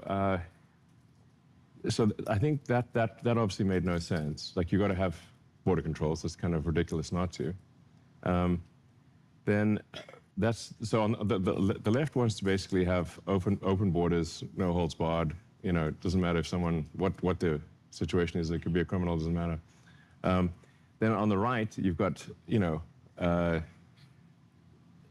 at least a perception that somehow their jobs are being taken by talented people from other countries. I don't know how real that is. My direct observation is that there's always a scarcity of talented people. So, you know, from my standpoint, I'm like, we have a lot of difficulty finding enough talented people to get these difficult tasks done, and so more talented people would be good.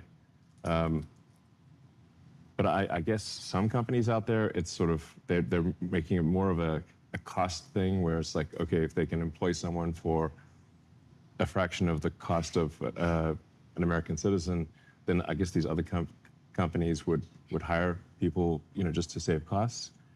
But at my companies, the issue is we just are trying to get the most talented people in the world.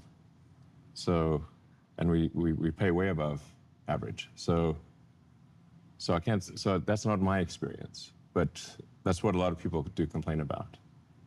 And I think there's been some misuse of the, you know, H-1B program. It's certainly it would be accurate to say that there's, you know, like some of the outsourcing companies have kind of gamed the system on the H-1B front, and we need to stop the gaming of the system, you know. But I'm certainly not in the school of thought that we should shut down the H-1B program. That's which some on the right are. I think they don't realize that would actually be very bad.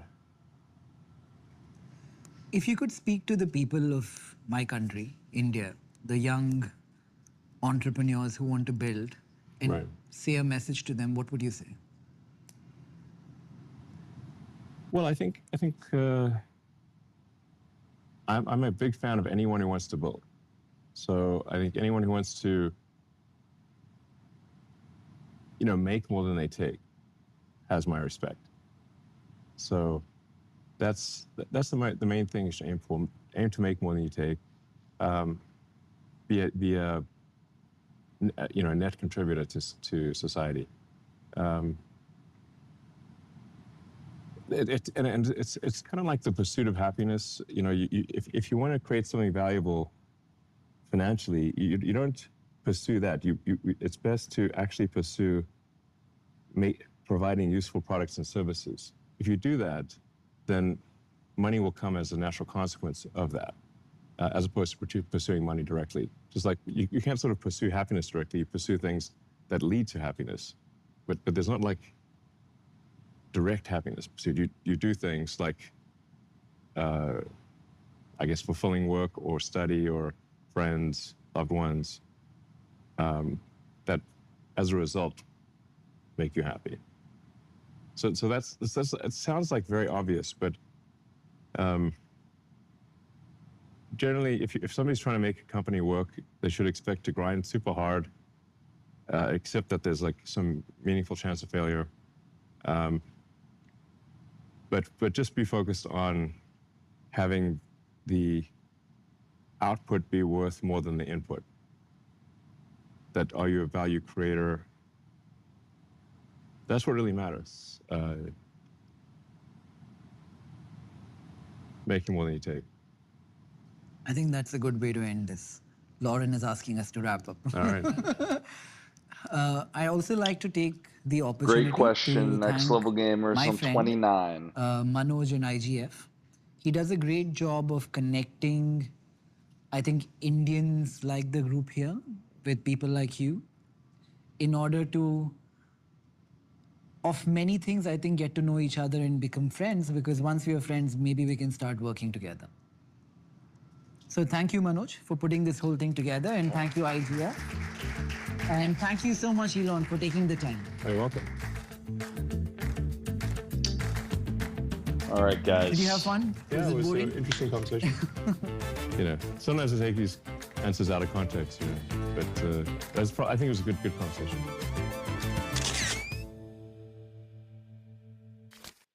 Hey, everybody, the besties are taking Thanksgiving off. This guy cracks me up. All right, guys. I hope you had a good time. Sorry, at the end I got a little distracted, but overall, I think it was a great conversation. We shared a lot of our thoughts throughout, so um, I think here's the one thing I would say to wrap up. I would say that these types of conversations, it's fascinating, unbelievable that we can remotely tap in and join a conversation like this. In the past, without any of this technology, you would never be able to hear some of the most amazing people that have ever lived throughout human history, what it would cost, what people would give to have one conversation that they could sit in on and pick their brain. And today, I mean, we just sat in on a conversation with the richest man in the world, someone who's building some of the most transformative companies in the world.